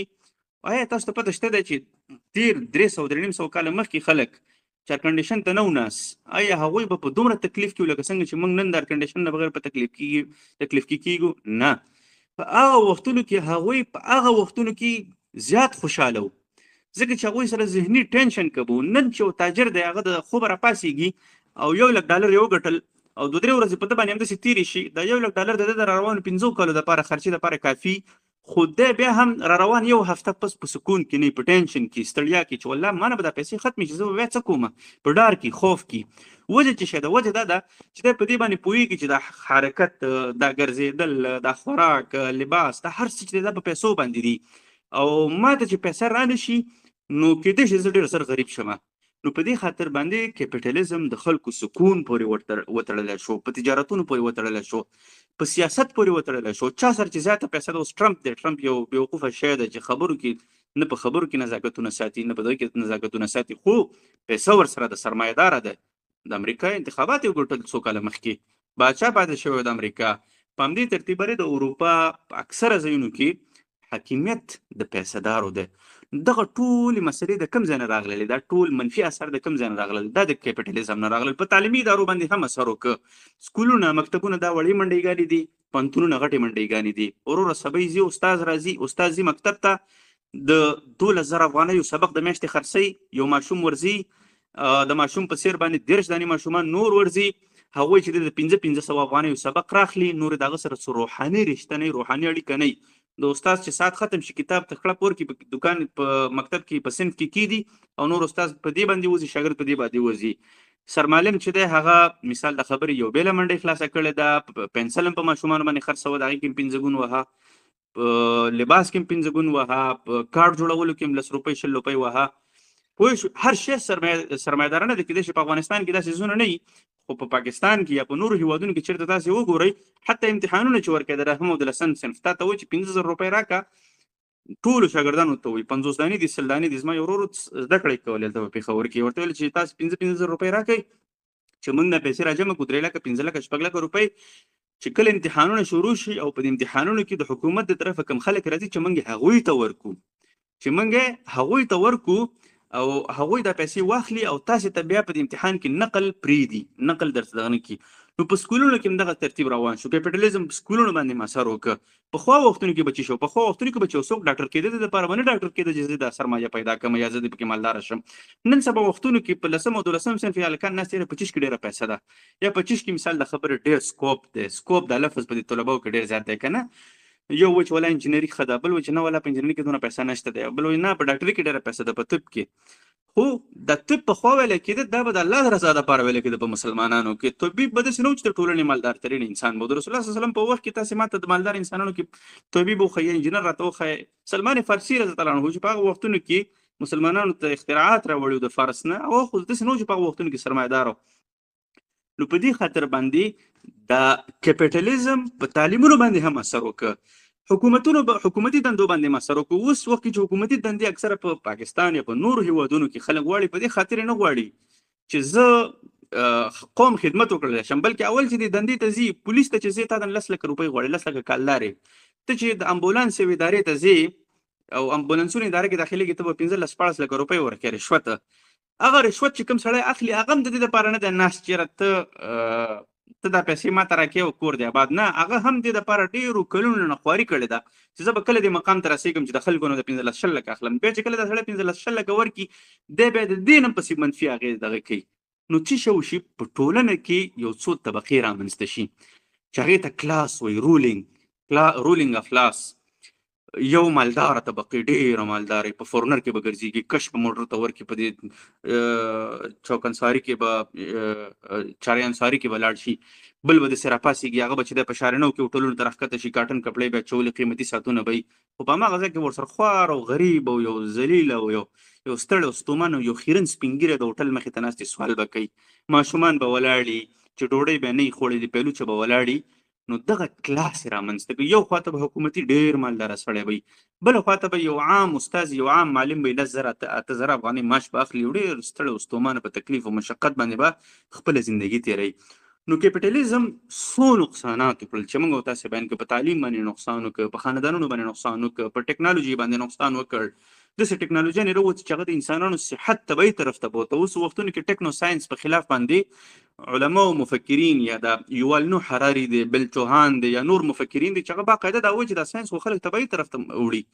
دا اټم بم جوړ شو یا نور داسې بمونه او اسلحې او اوزار جوړ شو چې انسانانو د خپلو طبیعي لپاره جوړ کړي دي. نو هغوی د دې مخالفت هم کوي. خو المهم کیپیټالیزم د دې ټولو ترڅنګ په حکومتونو کې یا په ټولنو کې طبقات رامنځته کړل. یو ډېره مالداره طبقه، بله ډېره غریبه طبقه، دغه رامنځته کړل. خو بیا چې کله دغه کارخانې جوړې شوې په اروپا کې او دغه مالداره خلک او طبقاتي خلک ډېر مخکې لاړل او سرمایې جوړې شولې او هغوی چې د کارخانې جوړې کړلې او په دې کارخانو کې به مزدورانو کار کو، 14 ساعته به کار کو، 15 ساعته به کار کو، 14 ساعته به کار کو. اوس یو مزدور به راغی هغه به ویل چې زه نشم کولی، هغه ورته ویل چې موږ قانون دا دی که نشي کولی دغه دې لاره ده، په دغه لاره باندې ځه. نو هغه ویل ښه چې زه په دې لاره باندې لاړ شم واپس کور ته ځم نو زه به بیا خورم څه شی. نو په دې خاطر باندې هغوی ورته داسې قانونونه جوړ کړل چې هغه قانونونه به د سختو مشکلاتو او د زغمونو نه او د تکالیفو او مشقتونو نه به ډک وو. بالاخر یو مزدور او هغه به هم چې دی دغسې مزدورۍ او تکالیف او مشقتونه تېرول، د هغه لور مریضه شوه. چې لور یې مریضه شوله ده سره 1 روپۍ نه وه او ده چې په کومو کارخانو کومو ځایونو کې کارونه کول هغوی به په زرګونو په لکونو پیسې چې دی هغه به یې همداسې په خپلو شرابونو باندې او په عیاشیانو باندې مصرفولې. او ده ویل چې ما سره زما د لور پیسې نشته دی. نو ده د کیپیټالیزم په خلاف باندې کار شروع کړ. د دې سړي نوم کارل مارکس او دغه نظریه چې رامنځته کړله چې باید موږ د دې په خلاف باندې کار وکړو چې د مالدارو ته لاس ته ورنه شي. دې کارل مارکس دې نظریې ته کمونیزم ویلی کېږي. صحیح ده. کارل مارکس ډېر په سختیو باندې په مشکلاتو او مشقتونو باندې وخت تېر کړی دی. یو لوري مریضه شوه مړه شوه، بله لوري مریضه شوله، ده سره دونه پیسې نه وي چې علاج یې کړی وی، لاړه خپله کورتۍ خرڅه کړه. کورتۍ چې خرڅه کړله پیسې خپلې لور په علاج کې ورنه کړئ، بلکې د کمونیزم د فکر دپاره چې په هغه وخت کومو خلکو کار کوو هغه خلکو ته ورکړي چې تاسې قلمونه واخلئ د دې مالدارو په خلاف باندې کار وکړئ. خو چې څه شی وشي چې باید دغه کمونیزم د فکر خور شي او د کیپیټالیزم یا د مالدارو خلکو د حاکمیت ختم شي. زه به تاسو ته یو وړوکی مثال درکړم، په دې دواړو باندې به تاسې ډېر په اسانۍ باندې پوه شئ. یو غر دی، د غره په سر باندې یو ډېر ښایسته دسترخوان لګېدلی دی، ډېره زیاته ډوډۍ ده. په دې غره لاندې کلی دی، په دې کلي کې 500-600 ځوانان اوسېږي. اوس دغه ځوانانو کې ځینې کمزوري دي، ځینې طاقتور دي، ځینې پهلوانان دي، ځینې سم لکه مندران دي، په دې غرونو کې داسې منډې وهي، پاس سر ته خېږي. شته دی که نه الله تعالی انسانانو ته استعدادونه ورکړي. ته اوس دې ټولو کلي ته اعلان وکړي چې د غره په سر باندې څوکه باندې دسترخوان لګېدلی دی او ځان ور رسوئ. نو تاسو څه فکر کوئ چې دغه دسترخوان یا د ډوډۍ په 500 کسانو باندې په انصاف باندې تقسیم شي او که نه چې کوم خلک مخکې ورسېدل هغوی به ترېنه غړس پورته کړي او هغوی به یې وخوري؟ طبیعي خبره ده چې کوم ځوانانو کې زیات قوت وي، زیات صلاحیت وي، هغوی به زر ورځي او چې کومو کې صلاحیت نه وي هغوی به د غره په لمن کې یا یو ځای کې یا بل ځای کې پاتې وي، تر څو دوی ور رسېږي هغوی به هلته ډوډۍ خلاصه کړي. دا کیپیټالیزم دی. کمونیزم بیا څه شته وایي؟ کمونیزم دې ته وایي چې نه، دا 500 کسان دي، دوی به ټول یو حکومتي چوکاټ جوړ شي، یو کمیون به جوړ شي، کمیونټي به جوړه شي، یو ټولنه به جوړه شي. دا 500 واړه به چې دی ټول داسې په ترتیب باندې به خېږي، که څوک مخکې ځي هغه به هم رئیساروي، که څوک شاته پاتې کېږي هغه به هم د ټولنې سره یو ځای کوي، که څوک مریض وي که څوک کمزوری، دا به ټول په یو ځای باندې د غره څوکې ته خېږي او هلته به په شریکه باندې په دسترخوان باندې کښېني او ډوډۍ به خوري. نو په دې سره به چې دی چې کوم پکې د لمبو غوندې سړی کوم پکې د ګڼکپ غوندې یا زیاته ډوډۍ خوري د هغوی به زیاته ډوډۍ نشي خوړلی ځکه چې هغه به هم د حکومت د کنټرول لاندې د کمیونټي کنټرول لاندې وي. نو دې ته کمیونیزم ویل کېږي. اوس کمیونیزم دپاره مارکس کار شروع کړ، انګلز ورپسې کار شروع کړ چې یاره د کارخانې چې کومې جوړېږي که نه دا ولې د یو سړي دي، ولې په دې کې چې دی 15 لکه 4 لکه 15,000 مزدوران ستړیا او خولي او زحمتونه وباسي، دوی د میاشتې $100 $200 اخلي او هغه سړی چې هغه د کارخانې مالک دی هغه د هلته ناست دی په یخ ځای کې او هغه د شراب او کباب وهي ځکه چې هغه څه شی دی هغه د کارخانې سرمایه‌دار دی. ولې داسې کار کېږي؟ محنت څوک زیات کوي؟ نو په دې خاطر باندې دوی دا نظریه راویستله چې هر هغه شی چې هغې نه نوره سرمایه جوړېږي means of production means of good، هر هغه شی چې هغه نه نوره سرمایه جوړېږي باید هغه شی څه شي؟ هغه د حکومت په لاس کې شي. اوس د څه شي نه سرمایه جوړېږي؟ پټی دی، پټي کې تا غله وکرله، د غلې نه چې دا سرمایه جوړېږي که نه پټی به د حکومت په لاس کې. ښه مثال له خبرې کارخانه ده، کارخانې نه خو سرمایه جوړېږي که نه، پیسې پکې زیاتېږي دا به د چا په لاس کې؟ دا به د حکومت په لاس کې. حکومت به بیا څه شی کوي؟ حکومت به بیا ټولو غریبانانو ته په مساوي ډول باندې خوراکونه تقسیموي، په مساوي ډول باندې به کورونه تقسیموي، په مساوي ډول باندې به مکتبونه جوړوي، د غریب سړي زوی به هم پکې سبق وایي، د مالدار سړي زوی به هم پکې سبق وایي او په هغې کې به چې دی څه شی کېږي؟ صحت به هم د ټولو ښه، هر یو شی به جوړي. المهم د کمونیزم نظریه چې جوړه شوله اول 15 کاله 50 کاله خو چا تطبیق کوله نه. په دې وخت کې په روس کې یو ځوان را پیدا شو چې د هغې نوم لینن خان، لینن اخوند، ولادیمیر لینن چې دی هغه شروع کړل چې زه خو دا نظریه زما خوښه ده او زه دا نظریه شروع کومه. اوس د دغه نظریې په تطبیق کې چې دی ټول مزدوران دوی سره ولاړو، ځکه چې مزدور ولاړې مزدوران په دې پوهېدل چې اوس دا د خان د میلیونو ډالر دی، میلیونو روپۍ دي، دا چې په موږ ټول باندې تقسیمېږي دا څونه غټه د غنیمت خبره ده. نو په دې خاطر باندې راځه چې همدغه کمونیزم سپورټ کړو یا کمونیزم ته موږ او تاسې ترقي ورکړو. نو ایسته په دې روس کې چې دی د کمونیزم دپاره کار شروع شو، عملي شروع شوی د چا نه و؟ شروع شوی پریمیټیو کمونیزم چې دی هغه شروع شوی په ګریک یا په یونان کې. مخکې پخوا وختونو کې هم د دې ځینې آثار نمونې ښکارېدلې، خو کارل مارکس په داس کیپیټل کې او په نورو کتابونو کې چې دی فریډریک انګلز چې دی هغې د دې نظریې اساس کېښود او بیا دغه نظریې ته عملي شکل لینن ورکړ. لینن نه بعد چې دی بیا جوزف سټالن راغلی دی چې هغه هم د روس بادشاه، هغه پکې نور څه تغیرات راوستل، هغه تغیرات هم درته اوس وایم. او بیا ورپسې په چین کې یو بادشاه تېر شوی دی ماوزیدنګ ورته وایي، ماویزم ورته وایي یا ماو ورته وایي، هغه چې د دې د پرمختګ ورکړی دی. اوس کیپیټالیزم خو چې کومو ملکونو کې ختم شو د هغې په ځای باندې کمونیزم راغی. کمونیزم هم د خپل ځان سره ځینې منفي اثار راښکاره کړل. یو خو دا دی چې یو رښتیا یو خبره ته کوم سوشلیزم او کمیونیزم نوم به تاسې اورېدلی چې دا سوسیالیزم دی او دا کیپیټالیزم دی. سوشلیزم او کیپیټالیزم کمیونیزم کې یو فرق دی چې دا دواړه تقریبا یو شان دي، خو سوشلیزم د کمیونیزم هغه ابتدایي سټیج دی یا ابتدایي وخت دی. سوشلیزم کې بیا ځینې قوانین دي، لکه مثال د خبرې په دې کې به د پرولتاریا یا د مزدورانو حاکمیت به په دې کې، ډیکټیټرشپ به په دې کې، همدغه راز ځینې واړه واړه کاروبارونه به چې دی هغه د مزدورانو سره په لاس کې، ځینې نور داسې نظریات دي چې په هغې کې بیا ډېر تفصیل دی. خو چې کله د سوشلیزم نه یو ټولنه ووځي نو هغه بیا کمونیزم ته داخلېږي. نو بیا کمونیزم چې دی د دې هغه اعلی سټیج دی یا بل پړاو دی. د کمونیزم ډېر غټ نقصان راووته او هغه دا راووته، اوس لکه څنګه چې ما تاسو ته وختي د غره مثال درکړه، یو سړی دی پهلوان دی او هغه ډېر زیات په چابکدستۍ باندې په دې غره باندې خېږي چې تر څو ځان هغه دسترخوان ته ورسوي. نو چې کله ټولنه راغله، حکومت راغی ورته ویل چې نه تاسې په د ټولنې په شکل کې د غره سر ته خېږئ او هغه خوراک ته به ځان رسوئ. کله حکومت ورته دا خبره وکړل چې په دې کې کوم طاقتور او هغه زر تلونکي خلک ویل چې موږ خو خدای نه یو وهلي چې اوس زر ځان خېږو ول د غره سر ته، باید چې موږ تاسې هم د دې نورو ضعیفانو غوندې قلاره کینو، ځکه چې اوس خاص نه مخکې هم نه پرېږدي، چې مخکې هم نه پرېږدي نو اوس څه ضرورت ده چې محنت او کوشش ډېر کوو. نو په دې خاطر باندې په کمونیزم کې غټه اساسي خطا او مشکل دا چې کوم پکې پوهه خلک وو، تکړه خلک وو، زیات کارګر خلک وو، هغوی به د زیات ښه کار کولو دپاره هغه کوم شاته قوت یا کوم شاته فکر هغه فکر یې ختم شو. وجه چې شو وجه دا و چې د دوی په منځ کې هغه احساس ختم شو. زه اوس نه پوهېدل که موږ ډېر محنت وکړو که لږ محنت وکړو هماغه یو مړۍ ډوډۍ رارسېږي، نو ما ته څه ضرورت ده چې زه زیات کوشش وکړم. نو په دې خاطر باندې په کمونیزم کې یو دا مشکل راغی. بل مشکل دا راغی چې د کمونیزم چې کوم هېوادونه هغه ټول فکراً د کیپیټالیزم چې کوم هېوادونه هغوی سره مخالف وو. نو د کمونیزم او د کپیټالیزم موږ مختصر غونډې تعریفات موږ ویل. په افغانستان کې کمونیزم د روسانو په وخت کې راغلی دی. روسانو به کوشش کوي چې ټوله دنیا ته کمونیزم ورولي، او امریکا به کوشش کوي چې ټوله دنیا باندې د کمونیزم چې کوم حاکمیت دی دا ختم کړي، حتی د روس نه هم ختم کړي. به د دې ټولو ترمنځ چې جنګ شوی دی هغې ته کولډ وار ویل کېږي. خو المهم خبرې را لنډو.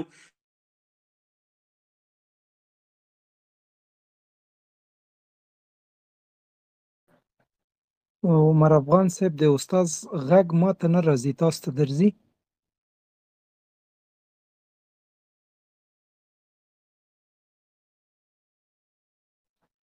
عمر افغان زما غږ لرئ؟ تاسو د استاد غږ نه راځي، تاسو ته درځي که نه؟ زما غږ درځي؟ اوس سم شو، اوس سم شو استاد محترم، اوس سم شو. ښه وبخښئ ډېر زیات. ښه اوس یو د سیکولریزم کومه نظریه ده؟ سیکولریزم دا نظریه ده چې دوی وایي چې کلیسا او دا مذهب او دا دین چې دی دا باید د ریاست دین نه وي، ځکه چې په ریاست کې ډېر خلک اوسېږي، عیسایان هم اوسېږي، یهود هم اوسېږي، شیعګان هم اوسېږي، مثال له خبرې منیر شاکر هم پکې اوسېږي، همدغسې هر یو فکر والا خلک پکې اوسېږي. نو که چېرته یوه نظریه په حکومت باندې حاکمه وي، نو هغه به هر یو شی چې د هماغه یوې نظریې نه تلي، هماغه یو دین والا به مني، هماغه یو دین به حاکم وي پکې. نو باید د سم په دنیا باندې حاکم شي او په حکومتونو باندې حاکم شي.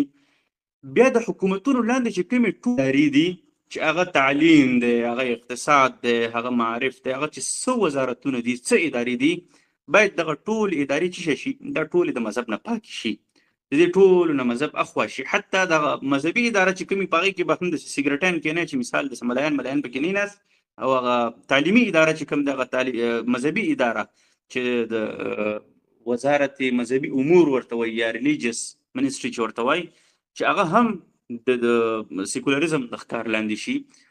اوس سیکولریزم ځینې دلایل وړاندې کړل چې موږ په کومو اساساتو باندې خبره کوو.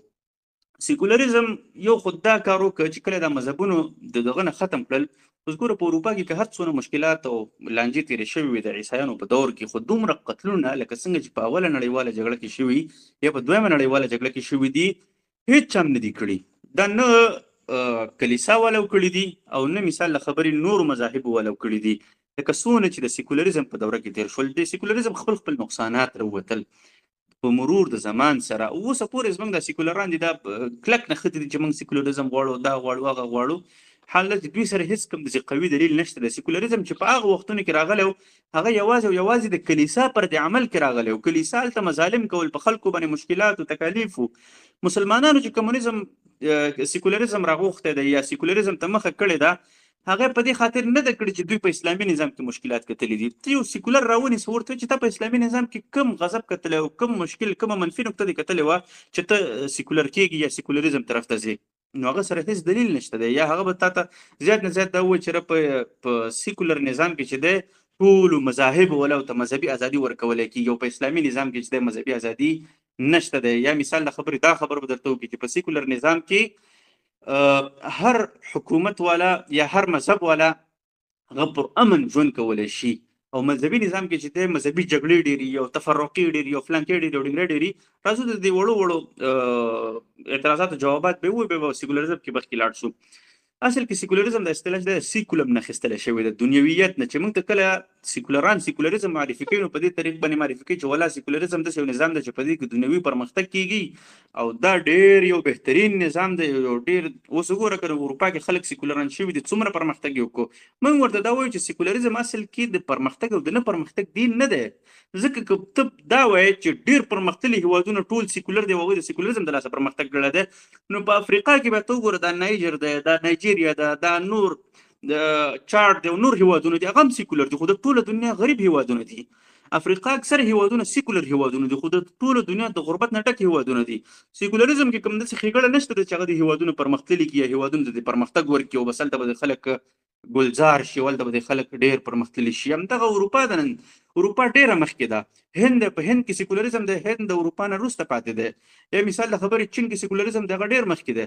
نو که چېرته سیکولریزم د پرمختګونو ضامن او پرمختګونو هیوادونو ته ورکوي، نو باید چې دا ټول هیوادونو لکه افریقا د چین د هند او اروپا دا ټول په یو لیول باندې پرمختګ وکړي. دا کوم سیکولریزم دی چې په یو ځای کې لږ پرمختګ کوي شو، په بل ځای کې ډېر کولی شو، په بل ځای کې خلک د لوږې نه مري، دا د سیکولریزم کومه خاصه ده.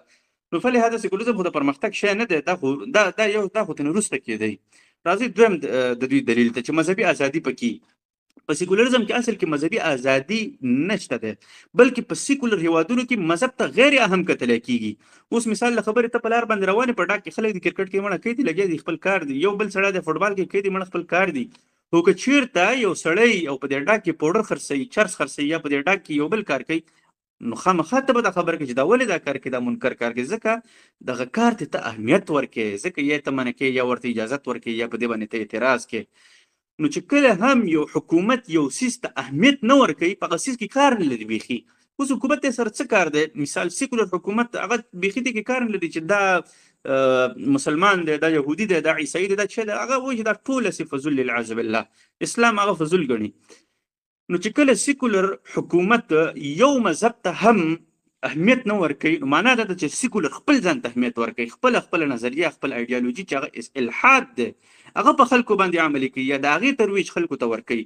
نو په دې خاطر باندې په سیکولریزم کې داسې نه ده چې مذاهب والو ته مذهبي ازادي ورکړل شوې ده، نه، بلکې په سیکولر هیوادونو کې مذهبونه غیر اهم بلل کیږي، مذهب ته کوم اهمیت نه ورکول کیږي. چې کله مذهب ته اهمیت ورنکړل شي، نو نتیجه څه شي کیږي؟ نتیجه دا کیږي چې مذهبونه ورځ تر بله څه شي په ختمېدلو باندې بشي. څنګه ختمیږي؟ نو په هغې کې دویم فکر پیدا کیږي او هغې ته وایي سیکټریانیزم یا فرقه واریت پکې پیدا کیږي. اوس سیکولران دا خبره کوي چې ټول مذهبونه والا په امن باندې ژوند کولی شي. زه تاسو ته وایم مثال له خبرې، یو سیکولر هیواد دی، اول ته د ټولو مسلمانانو ته اجازت ورکړی دی، او په دې کې یو سړی راپاس دی، نوم یې دی مفتي منیر شاکر، یو بل پکې راپاسېده د هغه نوم دی مثال له خبرې پلوډانګ بابا، بل راپاسېده بل داسې یو نوم یې دی. دا به څه شی کوي؟ یو به راپاسېږي وایي به چې حدیث شته، بل وایي نشته، بل وایي احادیث دا منم دا نه منم، نیم منم پوره نه منم، بل وایي چې دا فقه نشته دی او دا فقه شته، بل به راپاسېږي چې د قرآن دا برخه منم دا برخه نه منم. نو څه شی به شي؟ مفتي منیر شاکر ته به هم څوارلس اتلس چارسیان کینی، بل ته به هم کینی، بل ته به هم کینی. نو دې ترتیب باندې به هر چا سره خپلې خپلې ډلې شروع شي، چې هر چا خپلې خپلې ډلې جوړې شوي، نو هر یو به د یو بل مخالفتونه کوي، د یو بل دغه وایي ستا ډله صحیح ده، زما ډله صحیح نه ده. نو په دې خاطر باندې سیکولر حکومتونه کله هم مذاهب والاو ته امن نشي ورکولی، یا د سیکولر حکومت لاندې ټولو مذاهب والا کله په امن باندې ژوند نشي کولی، ځکه چې تا خو ته ټولو خلکو ته اختیارات ورکوي چې د یو بل په مذهبونو باندې ملنډې ووهئ، یو بل په خلاف باندې راپاڅېږئ، یو ښې داسې افواهات او ښې داسې ګمراهکون خبرې په یو بل کې عام کوي. نو چې کله په یو بل کې ګمراهکون خبرې عامېږي، او مثال له خبرې ته مسلمان یو بل سړی راپاڅېږي او حدیث نشته او حدیث نه منم، تا ته به قار درځي او که نه، ورته یاره سره کېنه په دلیل باندې خبرې وکړو، یا به چې د مثال له خبرې د سوکو د څپېړې ترتیب به شروع کېږي. نو په دې خاطر باندې په سیکولر حکومتونو کې مذاهب والاو ته امن نه وي، فرقه واریت یې هلته فرقه واریت زیاتېږي. او چې کله یو مذهب والا نظام یا د یو مذهب حکومت اوس اسلام دی، مسلمانان دي، څوک خو دې راپاڅېږي په اوس وخت کې هغه خو دې څوک داسې وایي چې حدیث نه منم، چې تاسو وګورئ او که نه لکه دغه غوندې ډالۍ شاته کښېنئ او که نه، نور فرقې نه جوړېږي، فرقې والو جنګونه نشته دی، لانجې نشته دی، یو بل په کتابو نه ولي، یو بل په خلاف باندې نه راپاڅېږي. ولې نه راپاڅېږي؟ ځکه چې یو دین معلوم دی، یو مذهب معلوم دی، یو فقه معلوم دی، یو اصول معلوم دی، یو کتاب معلوم دی. چې کله کتاب نه معلوم او سیکولریزم ولا هر څه ته اجازت ورکړی خپل کار کوي، نو مشکل رامنځته کېږي که نه. بله خبره دا ده چې سیکولریزم د خپل ځان لپاره یو کرټیریا جوړه کړې ده. کرټیریا څه ته وایي؟ یو دایره یې جوړه کړې ده چې په دې دایره کې دا کارونه که چا وکړل هغه مجرم دی، او که دا د دې نه علاوه هر چا هر څه کول هغه مجرم نه دی. اوس اروپا د مثال له خبرې سیکولر حکومت دی. اوس په سیکولر حکومت کې یو سړی د بل سړي سره واده کوي شي، که چېرته یو سیکولر حکومت دا اعلان وکړي چې نه باید واده نه کوي، نو دا همجنس پرستان راپاسېږي چې ولې دا خو مذهبي حکومت نه دی، ځکه چې د واده نه کول دا خو په مذهبونو کې دی، نو ولې اخر په څه دلیل باندې ته بیا دا منع کوې؟ نو د سیکولر حکومت سره هېڅ دلیل نشته. یا یو څوک راپاڅېږي شرابو په خلاف باندې، یا یو څوک راپاڅېږي د ربا په خلاف باندې، سود په خلاف باندې، یا یو څوک راپاڅېږي د زنا بالرضا په خلاف باندې، یا یو څوک راپاڅېږي حتی چې هغه په بل هیواد باندې حمله کوي. مثال د خبرې زیمه اوس زما اسلامي حکومت دی، دا که په بل هیواد باندې ظلم کوي نو د دې سره یو دلیل جوړېدلی شي شرعي چې زه دا حمله باید ونه کړم. دا خلک ورپسې راپاڅېږي عوام چې ته ولې ظلم کوې. او که چېرته مثال له خبرې دغه هیواد سیکولر وي او دا په بل هیواد باندې حمله کوي، هغه خپل عوامو ته دوکه ورکړي، هغې ته وایي چې زه مړه ستاسو د مفاداتو دپاره کار کوو، هر څه شی مې درته جوړ کړي دي، سړکونه او صحت هر یو شی درته جوړ دي، ستاسې د دې سره څه کار ده چې زه په افغانستان حمله کوم او که زه په عراق حمله کوم که په هر ملک حمله کوم. نو څه شی به هغه ملکونه به په هر دنیا باندې په هر ملک باندې په هر ځای باندې ظلم کولی شي. المهم خبره د کرټیریا کوله. کرټیریا مطلب دایره. په اسلامي نظام کې دایره څه شی ده؟ په اسلامي نظام کې دایره قرآن کریم او د رسول الله صلی الله علیه وسلم احادیث دي چې د دې نه اخواته څوک ورته هغه ګناه کار کوي. که د دې دایرې نه اخواته یا کوم ګناهونه چې په شریعت کې راغلي دي هغه چا کول هغه ګناه کارونه دي. په سیکولر نظام کې چې کله هم په افغانستان باندې مثال الیاذ بالله یا په نور اسلامي دنیا باندې یا هیوادونو باندې سیکولریزم حاکم شي، نو هلته هم هغوی مجبوره ده چې دا د دایره د ګناهونو یا د جرمونو دا د دین نه راواخلي، د دین منتقل کی سیکولر دایرې ته. چې سیکولر دایرې ته منتقل شول نو څه شی بشي؟ نو حکومت به وایي چې خپل کار هم دی، که څوک چا سره واده کوي او که نه کوي، مطلب یو بل سره لانجه مه کوئ، لاس ما اچوئ، یو بل سره نور هر څه کوئ که زنا بالرضا کوئ او که شراب څکئ که هر څه شی څکئ، ما در سره څه کار نشته، د حکومت به دا خبره کوي، خو مقصد چې یو بل باندې ګزار ونه کوي. چې کله هم حکومت دا اعلان وکړي او هلته حکومت ته د جرم مخصوصې دایرې جوړې کړي چې یو بل وهل جرم دی، مثال د خبرې ټوپک په یا تمانچه په چا په سر ویستل جرم دی، یا غلا کول جرم دی، دا جرم دی. او فلهذا دا نور ګناهونه چې دي زنا بالرضا او هم جنس پرستی او شراب څکل او سود کول او عشق او عاشقۍ او لړل تپل کول دا شنه جرم نه دی. نو که همدقسې حاکمیت نن په افغانستان کې راشي نو څنګه چل به وشي؟ سبا نه بل سبا نه دا چې کوم ځوانان دي اوس دا خو حیاداره خلک دي، دا به دا کارونه نه کوي. یو کال دوه کاله پنځه کاله پس به څه شي؟ په دې حکومت کې به بدلون راځي، په دې عوامو کې به ورو ورو بدلون راځي، ځکه چې دوی ته دایره د ګناهونو ورته وسیعه شوه. دوی به څه وایي چې مړه راځه مړه نن پکې غلط کار وکړي هېڅ خبره نشته ده، شراب اوس کې هېڅ خبره نشته، حکومت راته هېڅ هم نه جرم خو نه دی، راځه ته مړه ته یو بل داسې لړل تپل وکړه هېڅ خبره نشته ده، جرم خو نه دی. نو په دې ترتیب باندې به څه شی شي؟ د خلکو په نفسیاتو کې، د خلکو په ذهنونو کې، د خلکو په افکارو کې، د خلکو په غیرتونو کې، د خلکو په مزاجونو کې، په رواني حالت کې، په دې ټولو کې به فرق راځي، دا به بدلیږي، دا به هو څنګه کیږي؟ دا به هو داسې کیږي لکه څنګه چې په غرب کې اوس دي. اوس په غرب کې خلک د سپي سره واده کوي، قانونا جرم نه دی، وایي چې ستا حکومت ته وایي چې ستا څه کار دی؟ ما د سپي سره واده وکړو که ما د اتي سره وکړو که ما د ونې سره وکړو که ما د موټر سره کوي دا ګوره زه د ځان نه نه یم لګیا، خلک د قالینو سره ودونه کوي، ته به حیران پاتې شي چې تا کوم رذیلان دي. دغه اخلاقي سطحې ته د هغوی د ذهنیتونو د هغوی د جسدونه څنګه ورسېدل؟ په همدې خاطر چې حکومت ورته دایره وسیعه کړه. نو چې دایره وسیعه شي نو د څه شی شي؟ حیوانیت پکې شروع شي، د خلکو اخلاقیات تباه شي. یو خوا کیپیټالیزم د دوی خاندانونه ختم کړي دي، ذهنونه مکمل اقتصادي حیوانونه ورته جوړ کړي دي، او بله خوا سیکولریزم د دوی اخلاقي قیودات ختم کړي. نو اروپا کې اوس څه شی پاتې دي؟ اروپا کې چې دی صرف ټکنالوژي پاتې ده، د اروپا نور اخلاقیات او هغه انسانیت او سړیتوب دا د شعارونو تر حده پورې ګوره پاتې دی. دوی چې دی په خپلو هیوادونو کې کوم ځای کې چرګه د سړک نه واړوه، خرګوش د سړک نه واړوه، د ویډیوګانې وکړي په ټوله دنیا کې په بي بي سي باندې نشر کړي په یو بل باندې چې والله ډېر انسانیت پرسته خلک دي. خو همدا رذیلان چې بیا د نورو هیوادونو ماشومان وجني نو خپله په یخه کوټه کې ناست دي او د ریموټ بټنه وهي د ډرون او د یخې کوټې نه د بټنې وهلو کې یو بل سره خاندي، چینم څکي، او په بل ځای کې چې دی د یو چا کور روان کړی، ماشومان یې ټوټه ټوټه کړي، یو سپین سرې مور یې ذلیله کړي او هغه یې په غم باندې د ټول عمر په ذهني مرضونو اخته کړي. نو د غرب انسانیت تر دې حده پورې رسېدلی دی. نو المهم موږ د سیکولریزم ډېر لنډ اساس ویلی، بیا په سیکولریزم کې څلور شیونه دي چې انساني حقوق دي، هیومن رایټس چې اوس په اقوام متحده ولاړه ده، د دې خپل اساسات دي. یو پکې دی مساوات اکوالټي، یو پکې دی ټولرنس رواداري، یو پکې دی فریډم ازادي.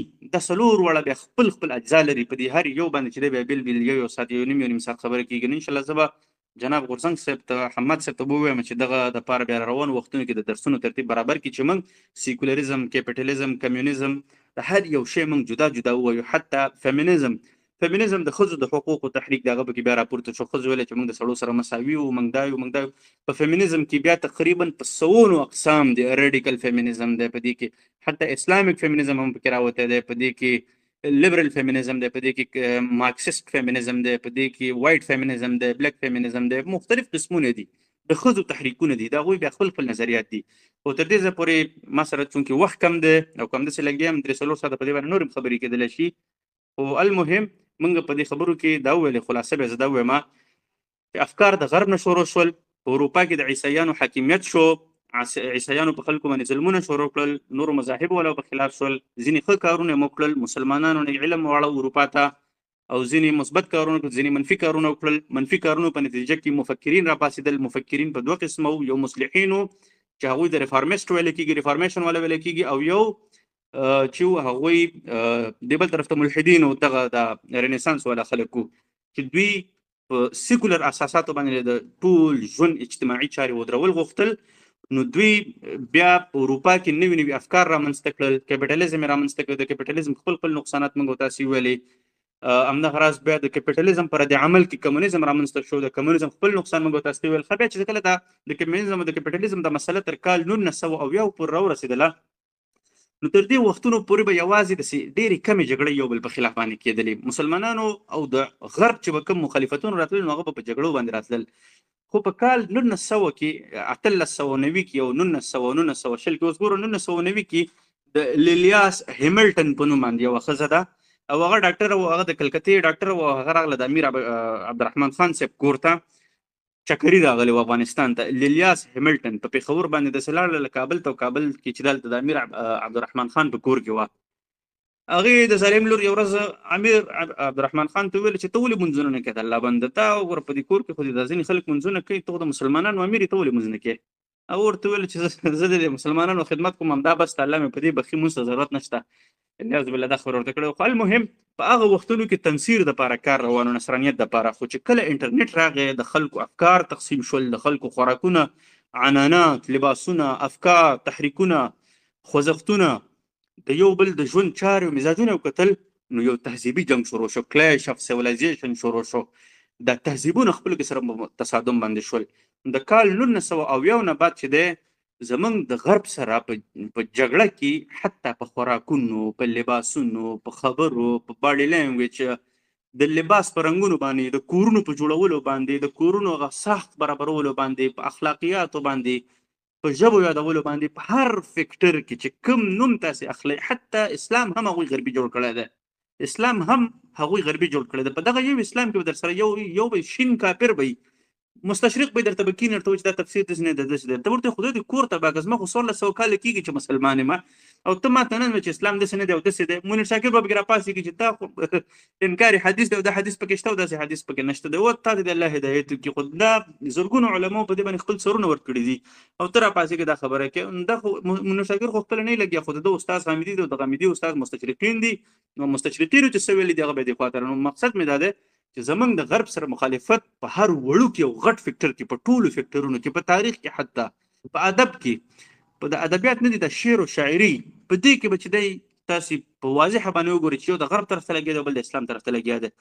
نو په هر فکټر کې زمونږ د غرب سره مخالفت شروع شو. غرب موږ سره مخالفت شروع کړ، ځکه موږ نو ورغلي کور ته، هغوی زمونږ کورونو ته راغلل. په تېرو 200 کلونو کې مسلمانانو یوه حمله یوازې په غرب باندې کړې ده، نور ټولې حملې د هغې طرفونو نه شوي دي. مسلمانانو یو ځل هم د غرب یوه ځمکه په تېرو 200 کلونو کې نه ده نیولې، او هغوی د 190 نه زیات د مسلمانانو ځمکې، 190 ځلې نه زیات د مسلمانانو ځمکې، د مسلمانانو هېوادونو حکومتونه یې خاورې نیولې دي. مسلمانانو ته لانجې کتلې دي، تکالیف، ځینې داسې لانجې کتلې چې 100 کاله مخکې برطانیې چې د فلسطین مسله جوړه کړې ده، دا د فلسطین مسله د برطانیې جوړه کړې ده. ګینې هلته به د یهودو هېڅ حیثیت نه و. یهود یقین وکړي چې دا مسلمانانو د یهودو د داسې کړنګارې ورکول چې هېڅ حد به نه و.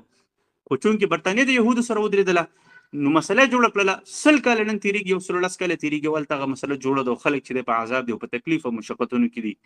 نو زمونږ او ستاسې نن د غرب سره لانجه، مشکل، کلیش، دا یوازې په یو جهت کې نه دی، دا په هر جهت کې دی، د ژوند په هر جهت کې دی. او دا هر جهت چې واضح کړو نو په دې کې وخت لګېږي، او انشاءالله چې دا به رفته کوو. که د کومو ملګرو سوالات وي په ډېرې بښنې سره، چې ما خو ډېر زیات کوشش وکړ چې زه دا خبرې زر وکړم، چې زه په لږ وخت کې ډېر سره یو ځای کړم. خو المهم ما سره دلته د وخت کمی دی. د کومو ملګرو که مهم سوالات هغه سوالات به واخلو، او بیا به چې دی زه پای ټکی کېدم خپلې خبرو ته. مننه استاد محترم له علمي معلوماتو او درس نه. زه به نور څه نه اضافه کوم. کوم ورونه چې پوښتنې لري هغه ورونه دې لاسونه جګ کړي. دا چې نن درس ماشاءالله ډېر تحقیقي، علمي او اوږد و. د هغې په خاطر باندې د ملګرو تعداد هم په نسبت د نورو ورځو نن زیات و، نو د 5 په ځای به د 10 ورونو سوالونه راواخلو. که کوم ورونه پوښتنه لري خو کوښښ وکړئ چې پوښتنه مو د درس مربوط وکړئ، د ننني درس مربوط. نو لاسونه جګ کړئ، زه انشاءالله یو یو راخلمه. تر ټولو اول دا چې پرون یو ورور په شخصي کې ماته ډېر جالبه ګیله وکړه. هغه دا وایي چې تاسو د پوښتنو په وخت کې هغه کسان اول راخلئ چې د هغوی پروفایل یا نومونه د مجاهدینو وي، د موږ وینا راخلئ. او خدای شته چې زه دلته په نمبر باندې ټول ورونه ګورمه. خیر په هر صورت باندې اول شروع کوو له عصمت صدیقي ورور نه. عصمت صدیقي صاحب که تاسو کومه پوښتنه یا نظر یا څه لرئ مهرباني وکړئ مایک انمیوټ کړئ او کولی شئ چې اوس پوښتنه وکړئ. مهرباني کوئ.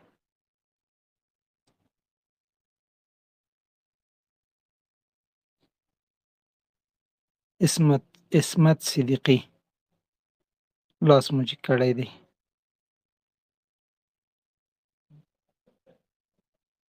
ښه، د عصمت صدیقي نه وروسته عتیق الله میاخیل صاحب. السلام علیکم ورحمت الله. علیکم وعلیکم السلام السلام ورحمت ورحمت الله. الله. قدرمنو او درنو استادانو، الحمدلله ډیر خوشاله یم چې داسې تفکر ته هغه چې اسلامي تفکر د دې تکور کی نور خبره نه وګدوم.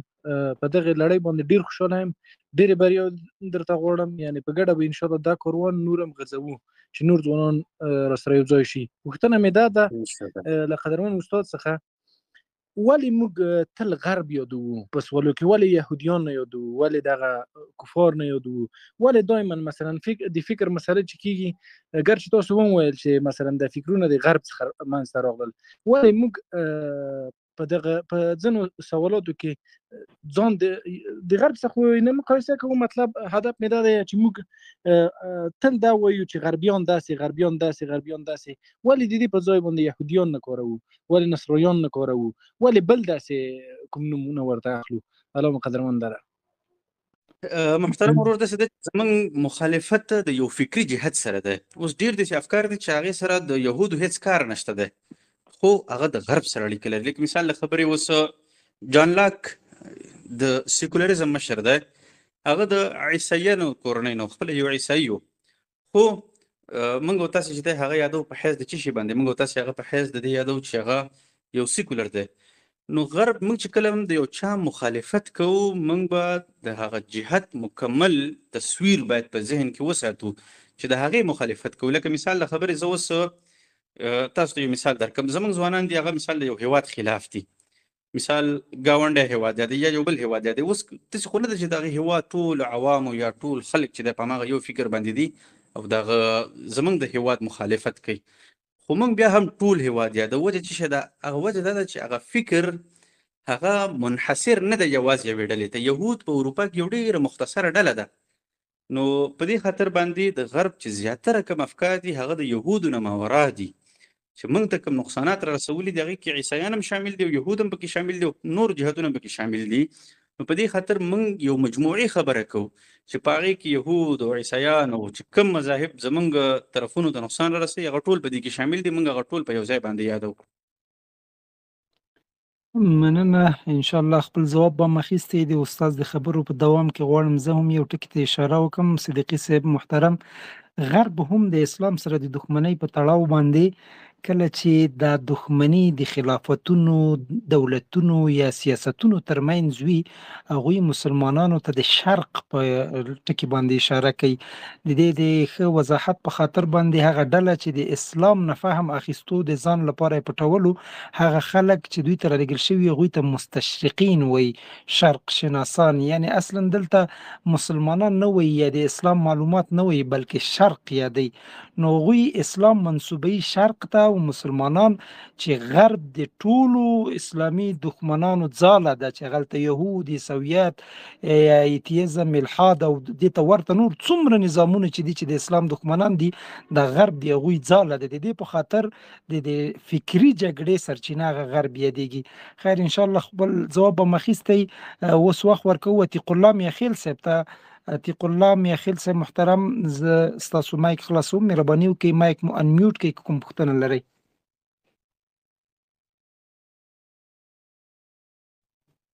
عتیق الله میاخیل صاحب.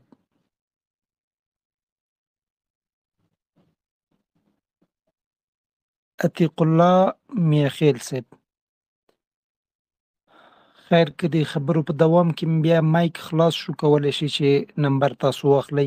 وخت ورکوو نور مشال رور ته. نور مشال رور تاسو هم لاس پورته کړی دی، که پوښتنه لرئ مهرباني وکړئ مایک مو انمیوټ کړئ، پوښتنه وکړئ.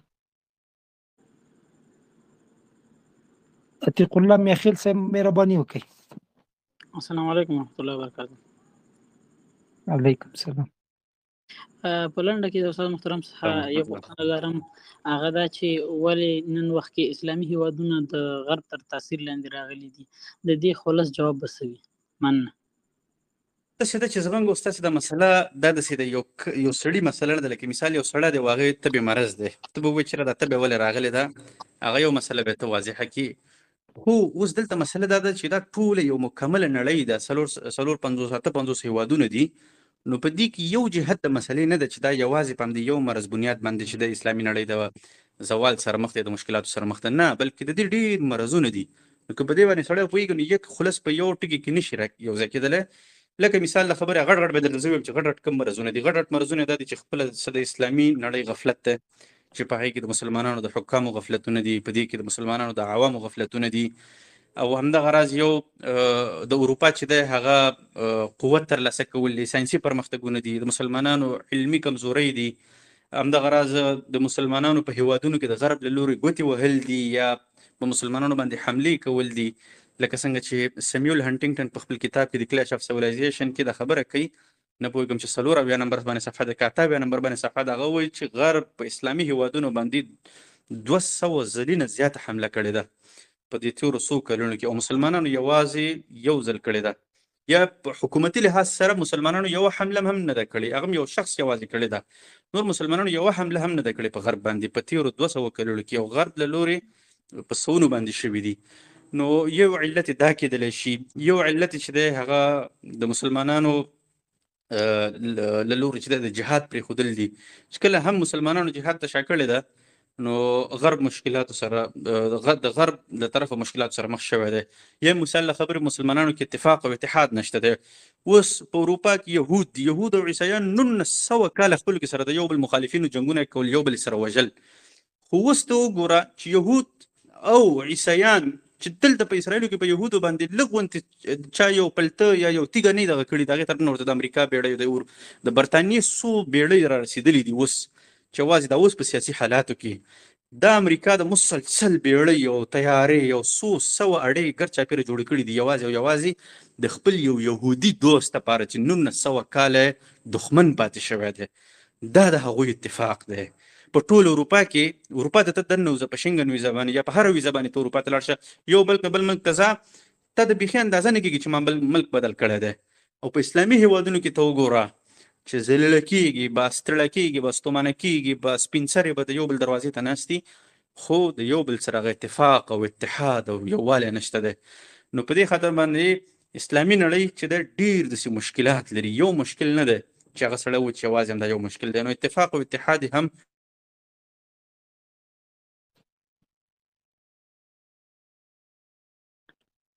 مننه استاد محترم، بیا مو غږ ورک شو. نور مشال صاحب زما غږ لرئ، مایک مو انمیوټ کړئ، پوښتنه مو وکړئ. السلام علیکم ورحمت الله وبرکاته.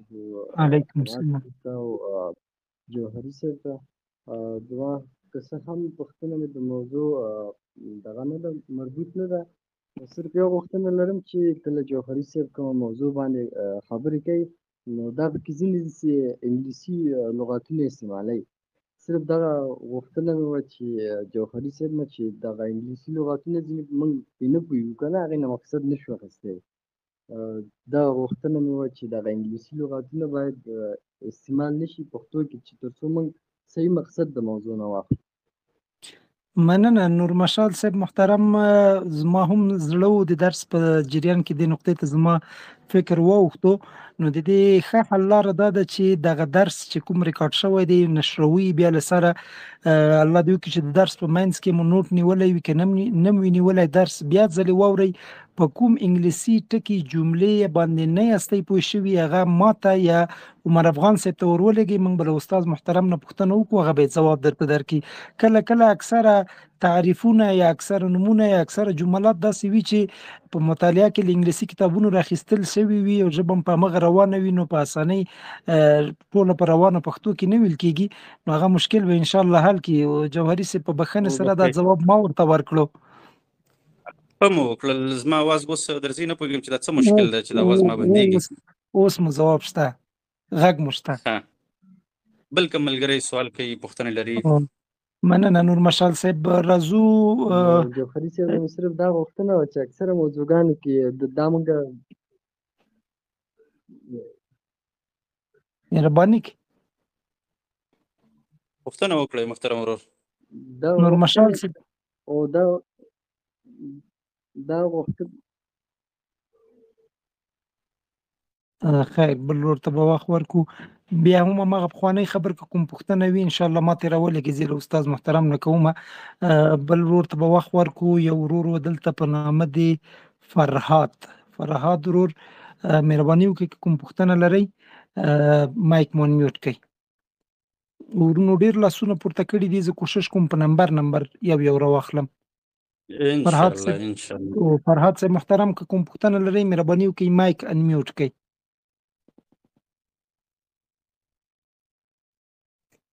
خیر تر څو پورې د فرهاد صاحب مایک انمیوټ کیږي د یو بل لور به هم راواخلو چې بې نمبري هم ونه شي.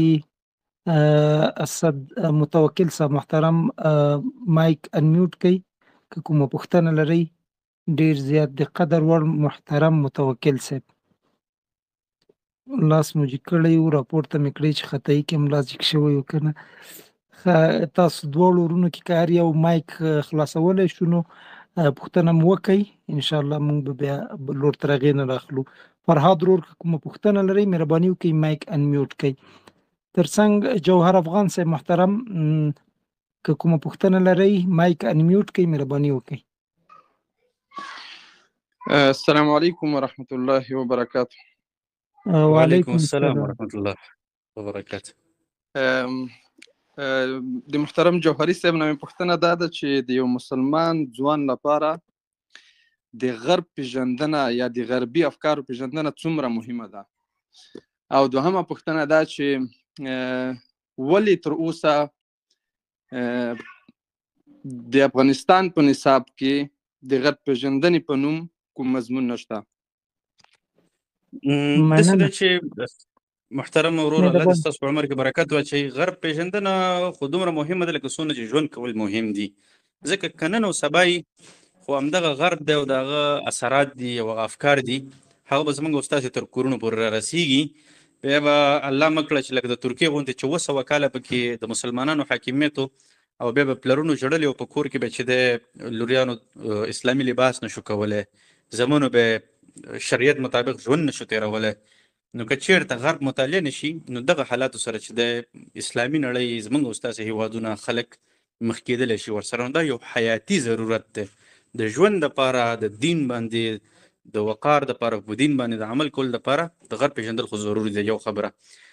بلکې فرض ده زه وایم. دویمه خبره دا ده چې د افغانستان اسلامي نصاب چې کوم تیر نصاب و 20 کالو وختونو کې چې زه په سیاستونو باندې خبر نه کوم چې څوک دي یا څوک نه دي، خو په تیر نصاب کې یو څو میاشتې مخکې ځینې ملګري ناستو فکري مبارزین چې هغوی په دې نصاب باندې خبرې کولې، د 11 صنف او د 10 صنف په تاریخ باندې خبره کوله چې دا تاریخ په څنګه شکل کې لیکلی شوی دی. نو پای کې یو صفحه وه 13 نمبر صفحه ده که 19 نمبر صفحه ده، زه به یې وګورم بیا به که وایي چې زه تاسو درو هم لیږم درو به هم لیږم. په دغه صفحه کې د مسلمانانو فاتحینو دپاره بار بار کوشش شوی چې داسې مصطلحات وکاري چې د افغانان یو دي او د عربان بل دي او د مسلمانانو فاتحین دا اس یو ظالمانو زمونږ استاد دي خوري ته راغلي. نو ما خپل ملګرو ته ویل چې دا وګوره په دې تاریخ کې څومره په طریقه باندې دوی غربیت لپاره کار کوي، ډیکوډینګ کوي، یا په څومره طریقه باندې دوی د ذهنیت اړولو کوشش کوي د یو ماشوم چې هغه ته بار بار و چې عربان راغلي زمونږ استاد ټولنې ته، عربانو به دې نه ټکس ټوله او عربانو بل ته داسې کول. مال دا اوس وګوره اسلام ټولې نړۍ ته رسېدلی دی، نړۍ ته رسول شوی دی، د عربیت په نامه باندې نه دی، د اسلامیت په نامه باندې دی، د معرفت په نوم. نو په دې خاطر د خبرې مقصود مې دا دی چې په تېرو 20 کالو کې خو امریکا لیونی نه و چې زما کتابونه هم چاپ کوي او ما ته چې د غرب په خلاف باندې د امریکا په خلاف باندې مواد هم ورسره چاپ کوي. خو المهم دا اوس چې دا 2-3 کاله کېږي نو ځینې مشرانو او حکامو په دې باندې کار شروع کړی دی چې هغه یو څه فکري جهت طرف ته هم لاړ شي او انشاءالله چې د الله تعالی نه امید ده چې په دغه کار کې لا ګړندي شي او نور هم پرمختګ وکړي او ښې لاسته راوړنې ولري. مننه استاد محترم. کېدای شي متوکل صاحب خپله پوښتنه اخیستې. فرهاد صاحب محترم مهرباني کوي، مو پوښتنه لرئ؟ فرهاد صاحب مهرباني کوي. بله السلام علیکم. اول خو جوهري صاحب محترم ته او تاسو ته سلامونه وړاندې کوم او زما پوښتنه لږ د موضوع نه که وتلی وي هم بخښنه غواړم، خو موږ به پخوا د استاد عبدالهادي مجاهد فکري درسونه مطالعه کول او ټلګرام کې به ډاونلوډ کړي، خو اوس هغه بیخي ښکاري نه چې چیرته دی او نن سبا چې اسلامي نظام هم راغلی نو نه په کوم موقف کې ښکاري او هغه پخواني درسونه هم بند دي. نو چې زموږ دغسې خپل نظام کې دغسې خلکو ته ځای نه وي او یو خدمت ونه کړي په دغسې نظام کې، نو بیا موږ ولې د غرب نه ګیله وکړو؟ په دې باره کې تاسو څه وایئ؟ سمه ده جوهري صاحب محترم، جواب به زه ورکړم که ستاسو اجازه وي. فرهاد صاحب محترم په دې باره کې تاسو ډېر وارد یاست. او فرهاد صاحب محترم، موږ نن له استاد عبدالهادي مجاهد صاحب سره رابطه کړې وه، د هغه له زوی سره، چې رابطه د استاد محترم سره اوس د هغه د زوی له ادرسه ده، نو میسج مو ورته کړی و. انشاءالله همدې دورې ته به درس ته راځي او موږ سره به په دې کې برخه اخلي د استاد په شکل باندې، او انشاءالله راحت اوسئ. استاد په موقف کې هم ده، استاد بیخي تاسو تشویش مو ورته کوئ، په بهترین خدمت کې مصروفه ده او په بهترین ځای کې ده، او انشاءالله که ژوند و همدې دورې ته به درس ته راشي او تاسو به د درس اوریدونکي اوسئ انشاءالله. انشاءالله چې جواب به مو اخیستی.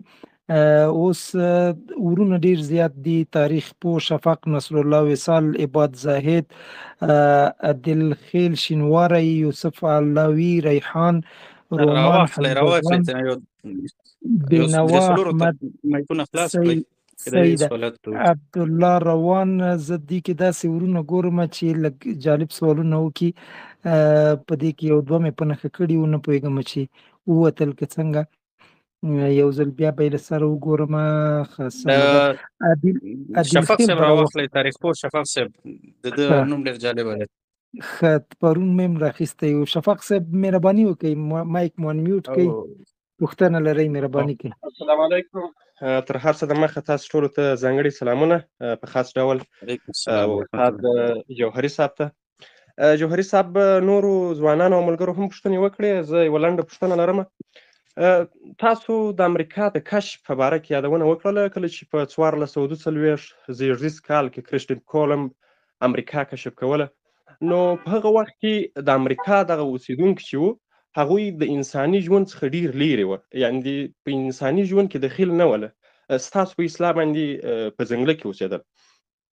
دلته خبره دا ده استاد جوهري صاحب چې زموږ فکر دغسې جوړ ده په اوس وخت کې چې د غرب د کوپر په برخه کې چې اسلام ته څونه تاوان رسېدلی ده هغه امریکایانو رسولی ده. حال دا چې په 15مه زیږدیزه پیړۍ کې بیخي په امریکا کې کوم حکومت موجود نه و او حتی انسانانو یې هم غیر انساني ژوند درلود.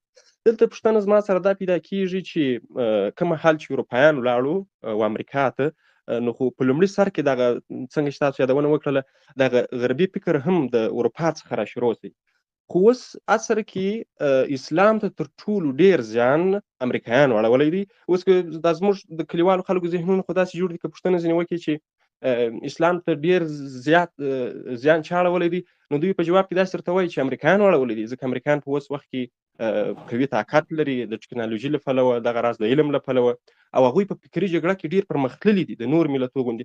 اوس فرض کړه پر افغانستان باندې چې کله روسانو یرغل وکړي د هغو دغه اشغال چې و بل ډول جوړ ځکه تر ډېره حده پورې دغه فکري جګړه نه کوله بلکې مادي جګړه یې کوله. اما امریکایان په فکري جګړه کې تر ټولو پیاوړي وو. نو اوس ما سره پوښتنه دا پیدا کېږي چې کوم مهال چې بیخي په امریکا کې د انسانیت ژوند ونه هلته په اروپا کې غربي افکار راټوکېدلي وو، غرب پیاوړی ولو، هلته لا د اسلام د ختمېدلو او دغه راز د اسلام لپاره کار شروع ولو. نو اوس دا پوښتنه ماته پیدا سوله چې امریکایان څنګه کوي سوه؟ آیا د اروپایانو په وسیله باندې دغه څه کوي سوه؟ هلته دغسې نظامونه رامنځته سوله، هلته دغسې افکار جوړ سوه، هلته د مسلمانانو د علم څخه استفاده وسوه او اسلامي هېوادونه دوی اشغال کړه. دا د اروپایانو په مرسته وسوه او که خپل امریکایان په خپلو منځو کې راپورته سول او خپل نظامونه یې جوړ کړو؟ ډېره مننه په دې هیله چې ستاسو د وخت مانع به نه یم ګرځېدلی. محترم ورور الله دې په عمر کې برکت واچوه. ډېره خوندوره پوښتنه دې وکړله او زه به کوشش کوم چې مختصر جواب یې داسې درکړم چې کله اروپایان لاړل کولمبس او دغه بیا ورپسې نور خلک چې د امریکا ته لاړل نو هغوی هلته د قبایلیانو وژل شروع کړل، د هغوی استحصال یې شروع کړ، د هغوی په خلاف باندې مظالم شروع کړل. خو بیا ورو ورو دوی هلته اوسېدل هم، هلته به ژوند هم که اروپایانو چې دی هلته خپل سیټلرز جوړ کړل یا خپلې کالونۍ جوړې کړلې، خپل ځایونه جوړ کړل او هغوی هم ورسره لږ لږ متمدن کېدل. هغوی هم اسلامي نړۍ ته، هغوی هم لکه غربي نړۍ ته راتګ شروع کړ ورو ورو او د دوی دواړو ترمنځ بیا مثال له خبرې هغه د افکارو تبادله شروع شوه. هغوی هم ورسره لږ متمدن شول، په لباسونو کې فرق راغی، هلته تجارتونه شروع کړل ځکه چې هلته خو هم ډېر زیاتې امریکا کې ډېر زیاتې زرعي ځمکې دي. امریکا کې لکه د ګولډ رش واقعات چې تاسې وګورئ ډېر سره زر معدنیات دي هلته، نور څیزونه دي هلته. نو کله چې د اروپایانو تګ راتګ شروع شو د هغوی هم د اروپایانو سره یو څه ناڅه اختلاط راغی. خو بیا هلته ورو ورو اروپایان زیاتېدل، آبادیان یې شروع شو د اروپایانو، کالونۍ جوړې شولې د اروپایانو، یعنې کالونۍ مطلب کلي جوړ شول. د اروپایانو یو کلی به و، په منځ کې به د اروپایانو کلي نور اخوا دېخوا به قبایل اوسېدل. ورو ورو دغه کلو پرمختګ وکړو تر دې حده پورې چې دغه قبایل یو طرف ته کړل، دی په وژلو باندې او په غلام کولو باندې او په مختلفو طریقو باندې دا ختم کړل. نو بیا امریکا چې دی د خپل هلته بیا هغه خلک چې اوسېدل نو د هغوی خپل هغه کلو کې چې خلک اوسېدل نو هغوی سوونو کله په امریکا کې تېر شوي وو. اوس د 1400 نه دا خبره شروع شوې وه تر 1800 پورې، دا 300 کله تېر شوي وو. نو د هغوی خلکو فکرونه داسې جوړ شوي چې موږ امریکایان شو، ځکه چې زما پلار او نیکه او د نیکه نیکه مې چې دی هغه په امریکا کې پاتې شوی دی، که هغه د برطانیې نه راغلی دی او که هغه د هسپانیې نه راغلی دی، خو زه همدلته اوسېږم. نو بیا چې کله کال 1970 کې 1950 کې امریکا ازادي واخیستله، د چا نه ازادي واخیستله؟ د برطانیې نه ازادي واخیسته.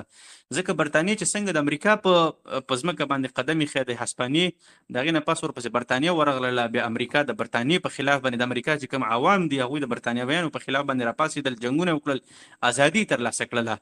هغوی بیا خپل قانون ولیکه. قانون یې څنګه ولیکه؟ قانون یې داسې ولیکه چې کوم قوانین یا کوم علم د اروپا نه تللی و امریکا ته، د هماغه علومو په اساس باندې، لکه مثال له خبرې بنجمن فرانکلن دی یا نور مفکرین چې قانون کوم قوانین کوم خلکو لیکلی دی، او په هغه وختونو کې واشنګټن په نوم باندې یو ازادۍ یو سرلاری و، لکه څنګه چې دا واشنګټن ډي سي نومېږي که نه، دا د امریکا دغه. نو هغه وختونو کې چې دی واشنګټن په نوم باندې ازادۍ سرلاری و او هغه به جنګونه کول د برطانویانو په خلاف باندې. په دې کې امریکا 100 کاله یا 1.5 کالو پورې یوازې په خپل پرمختګ باندې کار وکړه، جنګونه به نه کول. برطانویانو په چې دی هندوستان باندې جنګونه وکړه، هندوستان ته ورشه، افغانستان ته ورشه، دلته افغانستان ته راغلي وو که نه برطانویان، هلته به جنګونه منګونه وکړل او بیا پسې واخیستل، ټول لاړ وتښتېدل نورو هیوادونو ته. همدغه راز فرانسه ده، فرانسویانو په افریقا کې یو ځای کې بل ځای کې هیوادونه مستعمره کول. جرمني به په افریقا کې او په نورو ځایونو کې به هیوادونه مستعمره کول. فرانس مثال له خبرې الجزایر مستعمره کړه او نور هیوادونه. نو برطانیه، جرمني، فرانسې یا دغه هیوادونه چې اروپایي کوم هیوادونه دي، دوی په ټوله دنیا باندې ولکې ترلاسه کول، نور دنیا به مستعمره کوله او جنګونه به کول. بل طرف ته امریکا چې هغه د خپل اقتصاد په لټه کې وه. بیا چې کله اوله نړیواله جګړه راغله، اوله نړیواله جګړه کې اروپا ټوله تباه شوه، د اروپا ټول اقتصاد ختم شو. امریکا چې و محفوظ پاتې و. امریکا ډېر غټ رامي ملک و، نو هغې به په دې هیوادونو باندې خپل اسلحې خرڅولې. بیا چې کله دویمه نړیواله جګړه شروع شو، بیا اروپا تباه شوه. چې اروپا تباه شو ورپسې امریکا چې شو کړل، د برټن ووډ معاهده یې وکړله. برټن ووډ چې ته وایي دا یو معاهده شوې ده چې په دې ترڅ کې به ډالر په ټوله دنیا کې د زر په حیث باندې یا د سرو زرو په حیثیت باندې خلکو ته ورکول کېږي استعمالیږي نو د برټن ووډ معاهدې سره ډالر په ټوله دنیا کې یو تجارتي کرنسي یو نړیواله کرنسي وګرځېدله بیا په کال 1901 کې نیکسن چې د هغه اعلان وکړ چې یاره دا ډالر دا د سرو زرو نه بیل شو نو ډالر یو نورم پسې قوت ترلاسه کړ بیا د سعودي سره او د نور هیوادونو سره د امریکا معاهده وشوله د پټرو ډالر سیستم خو المهم په کومو وختونو کې چې اروپا د تبعید په طرف باندې په جنگونو باندې خپل منځي جنگونو طرف ته روانه وه په هغه وختونو کې امریکا چې شی کو په نړیوال پرمختګ باندې روانه وه اوس په کال 1956 کې امریکا 56 کې په 55 کې امریکا اروپا ته 14 میلیارډ ډالر کومک ورکړی چې تاسو په خپل ځان بیرته آباد کړئ یعنی امریکا دومره قوي وه ځکه چې هغې به یوازې اسلحې خرڅولې او په دویمه نړیواله جګړه کې امریکا کومه ډېر نه وښکیل یوازې هغه په هغه اخري وختونو کې د پرل هاربر په نوم باندې د امریکا په یو ځای باندې جاپانیانو حمله وکړه هغې د ظالم زامنو یو بلوری ورپسې راوویسته اټم بم او جاپان چې دی دوړې وړې کړه او بس قصه یې ختمه کړله نو هغه جنگ ځای په ځای باندې ختم شو دویمه نړیواله جګړه ختمه شوله نو امریکا کوم داسې اوږده جګړې نه وې کړې ټول نه اوږد جنګ په افغانستان کې و چې دلته بس د ورځې 300 میلیونه ډالر د دوی مصارف خو ډالر او مصارف داسې دي چې هغه امریکا په اقتصاد باندې کوم خاص اثر نه کوي البته امریکا چې وه د غرب فکر امریکا خپل کړی و په تیرو 2.5 کالو کې نو اوس اروپا په خپل ځای باندې ناسته ده امریکا د نړیوال حاکمیت دپاره کار شروع کړ ورلډ آرډر باندې چې کله روس په افغانستان کې مات شو نو امریکا په ټوله دنیا کې خپل یو ورلډ آرډر اعلان کړ چې زه به په ټوله دنیا باندې حاکمیت کوم مهمې فیصلې به زه کوم او دا به زه کوم دا به زه کوم زما فکر به په ټوله دنیا خپوري نو هغوی مؤسسات وروزل مختلف قسمه مؤسسات دي لکه مثال له خبرې نیشنل انډومنټ فار ډیموکراسي دا د یو ادارې نوم دی اوس 310 میلیونه ډالر دا یوه اداره چې مؤسسه ده چې دا 310 میلیونه ډالر چې دی دا په دې مؤسسې ته ورکول کېږي او دا به په ټوله دنیا کې 2600 مؤسساتو ته چندې ورکوي هغه 2600 مؤسساتو کې په پاکستان کې په افغانستان کې په نورو هیوادونو کې همدغسې مؤسسې جوړې شوي دي چې هغوی د غربي فکر دپاره کار کوي لکه مثال له خبرې د همدې نیشنل انډومنټ فار ډیموکراسي ادارې 1040 کارمندان د 2021 کال نه مخکې په افغانستان کې کار کو چې کله د اوسنی حکومت راغی د امارت نو هغه ټول خلک وتښتېدل هغوی ته ویزې ورکړلې د انډومنټ ادارې ورته نیشنل انډومنټ فار ډیموکراسي NED ته په انټرنیټ کې سرچ کړه تا ته ټول مخ تفصیل راځي نو په دې ترتیب باندې چې کله د نړیوال آرډر باندې یا په نړیوال حاکمیت باندې د امریکا ولکه شوله نو امریکا د دې فکر دپاره هم کار وکړه امریکا دا ونه ویل چې تا خو د غرب او د اروپایانو فکر دی نه بلکې همدغه فکر اروپا خپل فکر وګڼه او په همدې باندې په ټوله دنیا کې اوسه پورې لګیا د حاکمیت کوي ډیره مننه سلامت اوسئ استاد محترم بخښنه غواړم اورزنګ صاحب 2 دقیقې وخت مو لا نیسم دغسې یو نظري پوښتنه لا کوم له هغه څخه وروسته به نورو ورونو ته وخت ورکړو په دې هیله چې دغه ورونه راته خفه نه شي قسم د زما پوښتنه وردا شوه استاد محترم په لنډو کې استاد جوهري صاحب که اوس وخت کې ځوان پوښتنه وکړي چې اسلام ته تر ټولو زیات زیان په نړیواله سطح باندې کوم هېواد اړولی دی آیا اروپایي هېواد اړولی دی که امریکا ستاسو جواب به ورته څه زما جواب به دی چې په اسلام ته زیات نقصان په اوایلو کې برطانیه اړولی دی ځکه چې په هندوستان کې د مغول حاکمیت چا ختم که برطانیه ختم که بیا چې کله په عثماني سلطنت و په ترکیه کې هغه چا ختم که برطانیه ختم که نه ځکه چې برطانیه د برطانیه چې کوم په مصر کې کوم گورنر و میک موهن به ورته ویل میک موهن د شریف مکه سره یعنی د مکې چې کوم والي و هغه سره 11 خطونو باندې یو مکالمه کړې ده په 10 خطونو باندې ورته ویل چې تاسو د اسلامي د عثماني خلافت په خلاف باندې بغاوت وکړئ موږ تاسو ته ازادي درکو خپل هیواد درته معرفي کوو نو په دې خاطر باندې برطانوي هلته په هندوستان کې د مغولو حاکمیت ختم کړی دی او دغلته په دغه کې د برطانیې چې د عثماني سلطنت ختم کړی دی دې نه علاوه چې د مختلفو ځایونو کې برطانیې اسلامي هیوادونو ته نقصان رسولی نو په سر کې برطانیه وه او اوس په بیخ کې چې د امریکا ده نو د امریکا چونکې لږ وخت کېږي د برطانیې زیات وخت کېږي نو په دې خاطر باندې په هغه وختونو کې نقصان برطانیې زیات رسولی دی اوس وختونو کې امریکا زیات رسوي ډیره مننه سلامت اوسئ خدای مو جوړ کړه مننه تاریخ پوه شخص محترم زه باندې استاد زما په لړ کې یو لاره وکړم هغه دا چې امریکا د ټولې اروپا او د ټولې نړۍ له بغیانو بدماشانو او د اسلام ضد کړیو څخه جوړه یوه ټولنه ده دا ټولنه که چیرته موږ ووایو چې امریکا اسلام ته ډیره ضربه رسولې ده، هم بیرته بیخي رسیږي همدې ټولې تجمع ته او مجموعې ته. نو اوس اکثره تاریخونه داسې دي چې امریکا یوه ملیشه ده، د عیسویانو، د غربیانو، د ملحدینو، د دې ټولو مشترکه ملیشه ده. فقط د معاملې په رأس کې واقع کړې ده، نور اهداف شاته تر الومیناتیا او د دجال او د دې خلکو دي. خیر هغه بیا نور بحثونه او نور درسونه دي. واخ ورکوو. مننه شفق صاحب محترم، د پوښتنو نه مو استاد محترم چې ځوابونه مو ورکړل. جوهر صاحب تیار راغلی د جوهر صاحب محترم مهرباني وکړئ. جوهر ډیره افغان زیاته صاحب. مننه. خوشحاله اوسئ حماد صاحب، له تاسو نه او د جوهري صاحب څخه ډیره زیاته مننه چې دلته راغلم موږ ته لیکچر وړاندې کړ. زه په مشخصه توګه دوه پوښتنې لرم له جوهري صاحب څخه. لومړی زما پوښتنه دغه ده چې اوس چې د غرب په ټوله نړۍ یا په تقریبا په ټوله نړۍ راج کوي یا د دوی ولکه ده په ټوله نړۍ، د دوی راز په دې کې څه دی؟ مثلا دوی اقتصاد ښه دی که علمیات ښه دی؟ که چېرته د دوی اقتصاد ښه وي، موږ په بدل کې مثلا ښه علمیات لرو، ښه ادرسونه لرو، دا یوه. او دوهم، د هر څه ته باید د دین په فلسفه باید سړی څومره پوه وي؟ محترم ورور الله دې خیر و برکت درکړي. داسې ده چې علمیت دا داسې یو داسې څیز نه ده، لکه مثال د خبرې یو خاص قسم تیږې دي یا یو خاص قسم کتابونه دي چې دا د زما آواز درځي؟ الو غږ مشته، غږ مشته. دا علمیت داسې یو شی نه ده لکه دا یو تیږي یا یو خاص یو کتاب یو هغه د غرب سره پروت دی او بل چا سره نه. علمي لحاظ سره که موږ تاسو وګورو په امریکا کې نن یو شی جوړ شي سبا ورپسې په چین کې جوړ شوی. یا مثال د خبرې په امریکا کې یو ډاکټري یو کورس راوځي، هغه په اسانۍ باندې په افغانستان کې او په نور هیوادونو کې هم ویل کېدلی شي.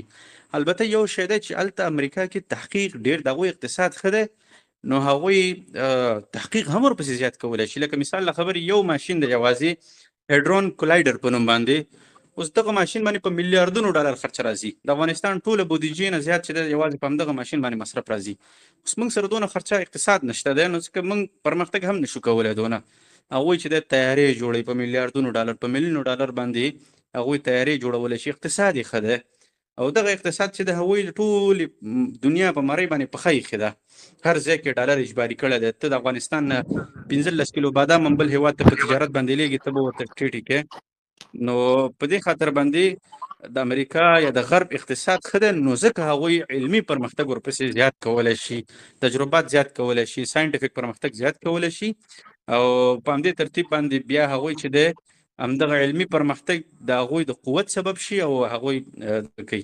بله خبره، تاسې د اسلامي فلسفه باندې ځان اسلامي فلسفې په نوم باندې څه شی نشته دی. البته اسلامي علوم خپله ځانګړي دي او فلسفه یو بېله ځانګړی شی دی چې دا یو اصطلاح ده، او هغه اصل کې فیلوسوفیا د علم سره مینه دا یو د اصطلاح معنا دا ده. خو چونکې دا اصطلاح اوس عموما د اسلام نه اخواته چې کوم افکار او علوم د هغې دپاره کارول کېږي، نو په دې خاطر اسلامي فلسفې په نوم باندې داسې مضمون په اسلامي کتابونو کې ما نه دی لوستلی چې د پخواني علماو نه را ثابت وي. مننه استاد محترم. یو ورور به بل راواخلو په نامه د ذبی الله چې څه شو نو ورک شو، لکه چې کته شوی دی. یو ذبی الله په نامه میسج یې کړی و چې ما راپورته که.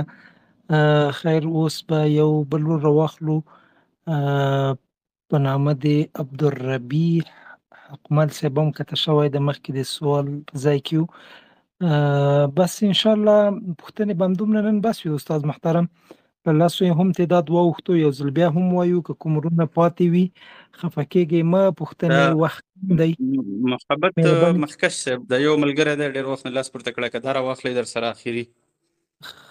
محبت مخکش صاحب راځه الله مو راوله، مایک مو میوټ کړئ. مایک مې ورکړ. صحیح ده، مهرباني کوئ. السلام علیکم ورحمت الله وبرکاته.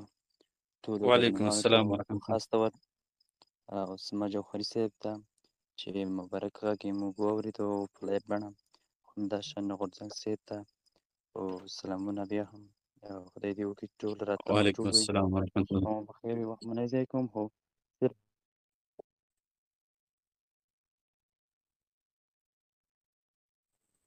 جوهري صاحب غږ یې لکه چې بند تاسو یې اورئ.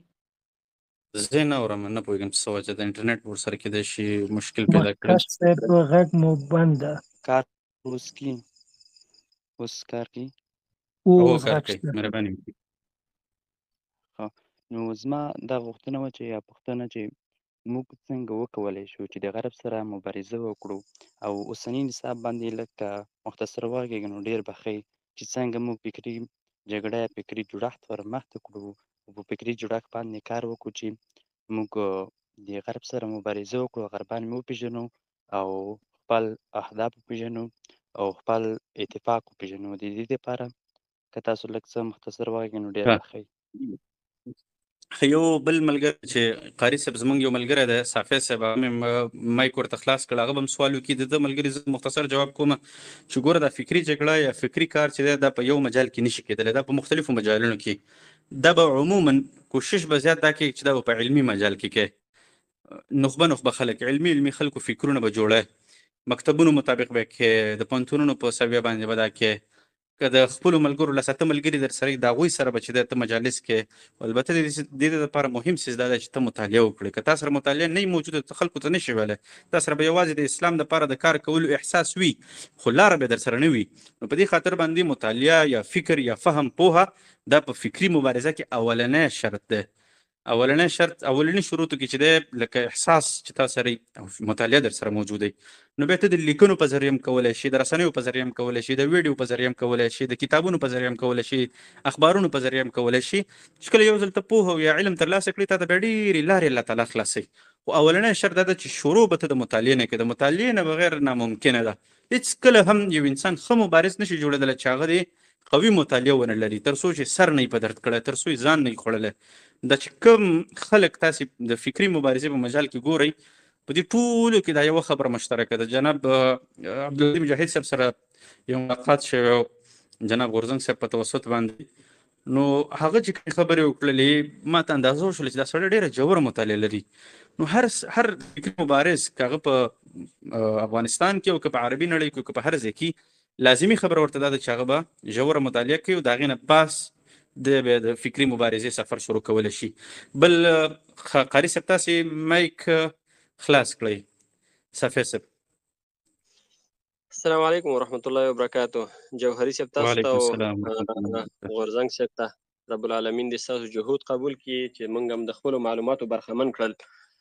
جوهري صاحب یوه لنډه پوښتنه مې اکثرو ملګرو ځینې پوښتنې وکړې، هماغه پوښتنې زموږ هم فکر کې وي چې وي کې، خو یوه پوښتنه چې زما تاسو نه اوس دې وختونو کې ده، جوهري صاحب څنګه کولی شو چې افغان ځوانان نه عموما ځوانان څنګه کولی شو چې غرب د فکر نه ښکار نشي؟ کوم اعمال داسې سړی وکړي چې دغې غرب د فکر ښکار نشي؟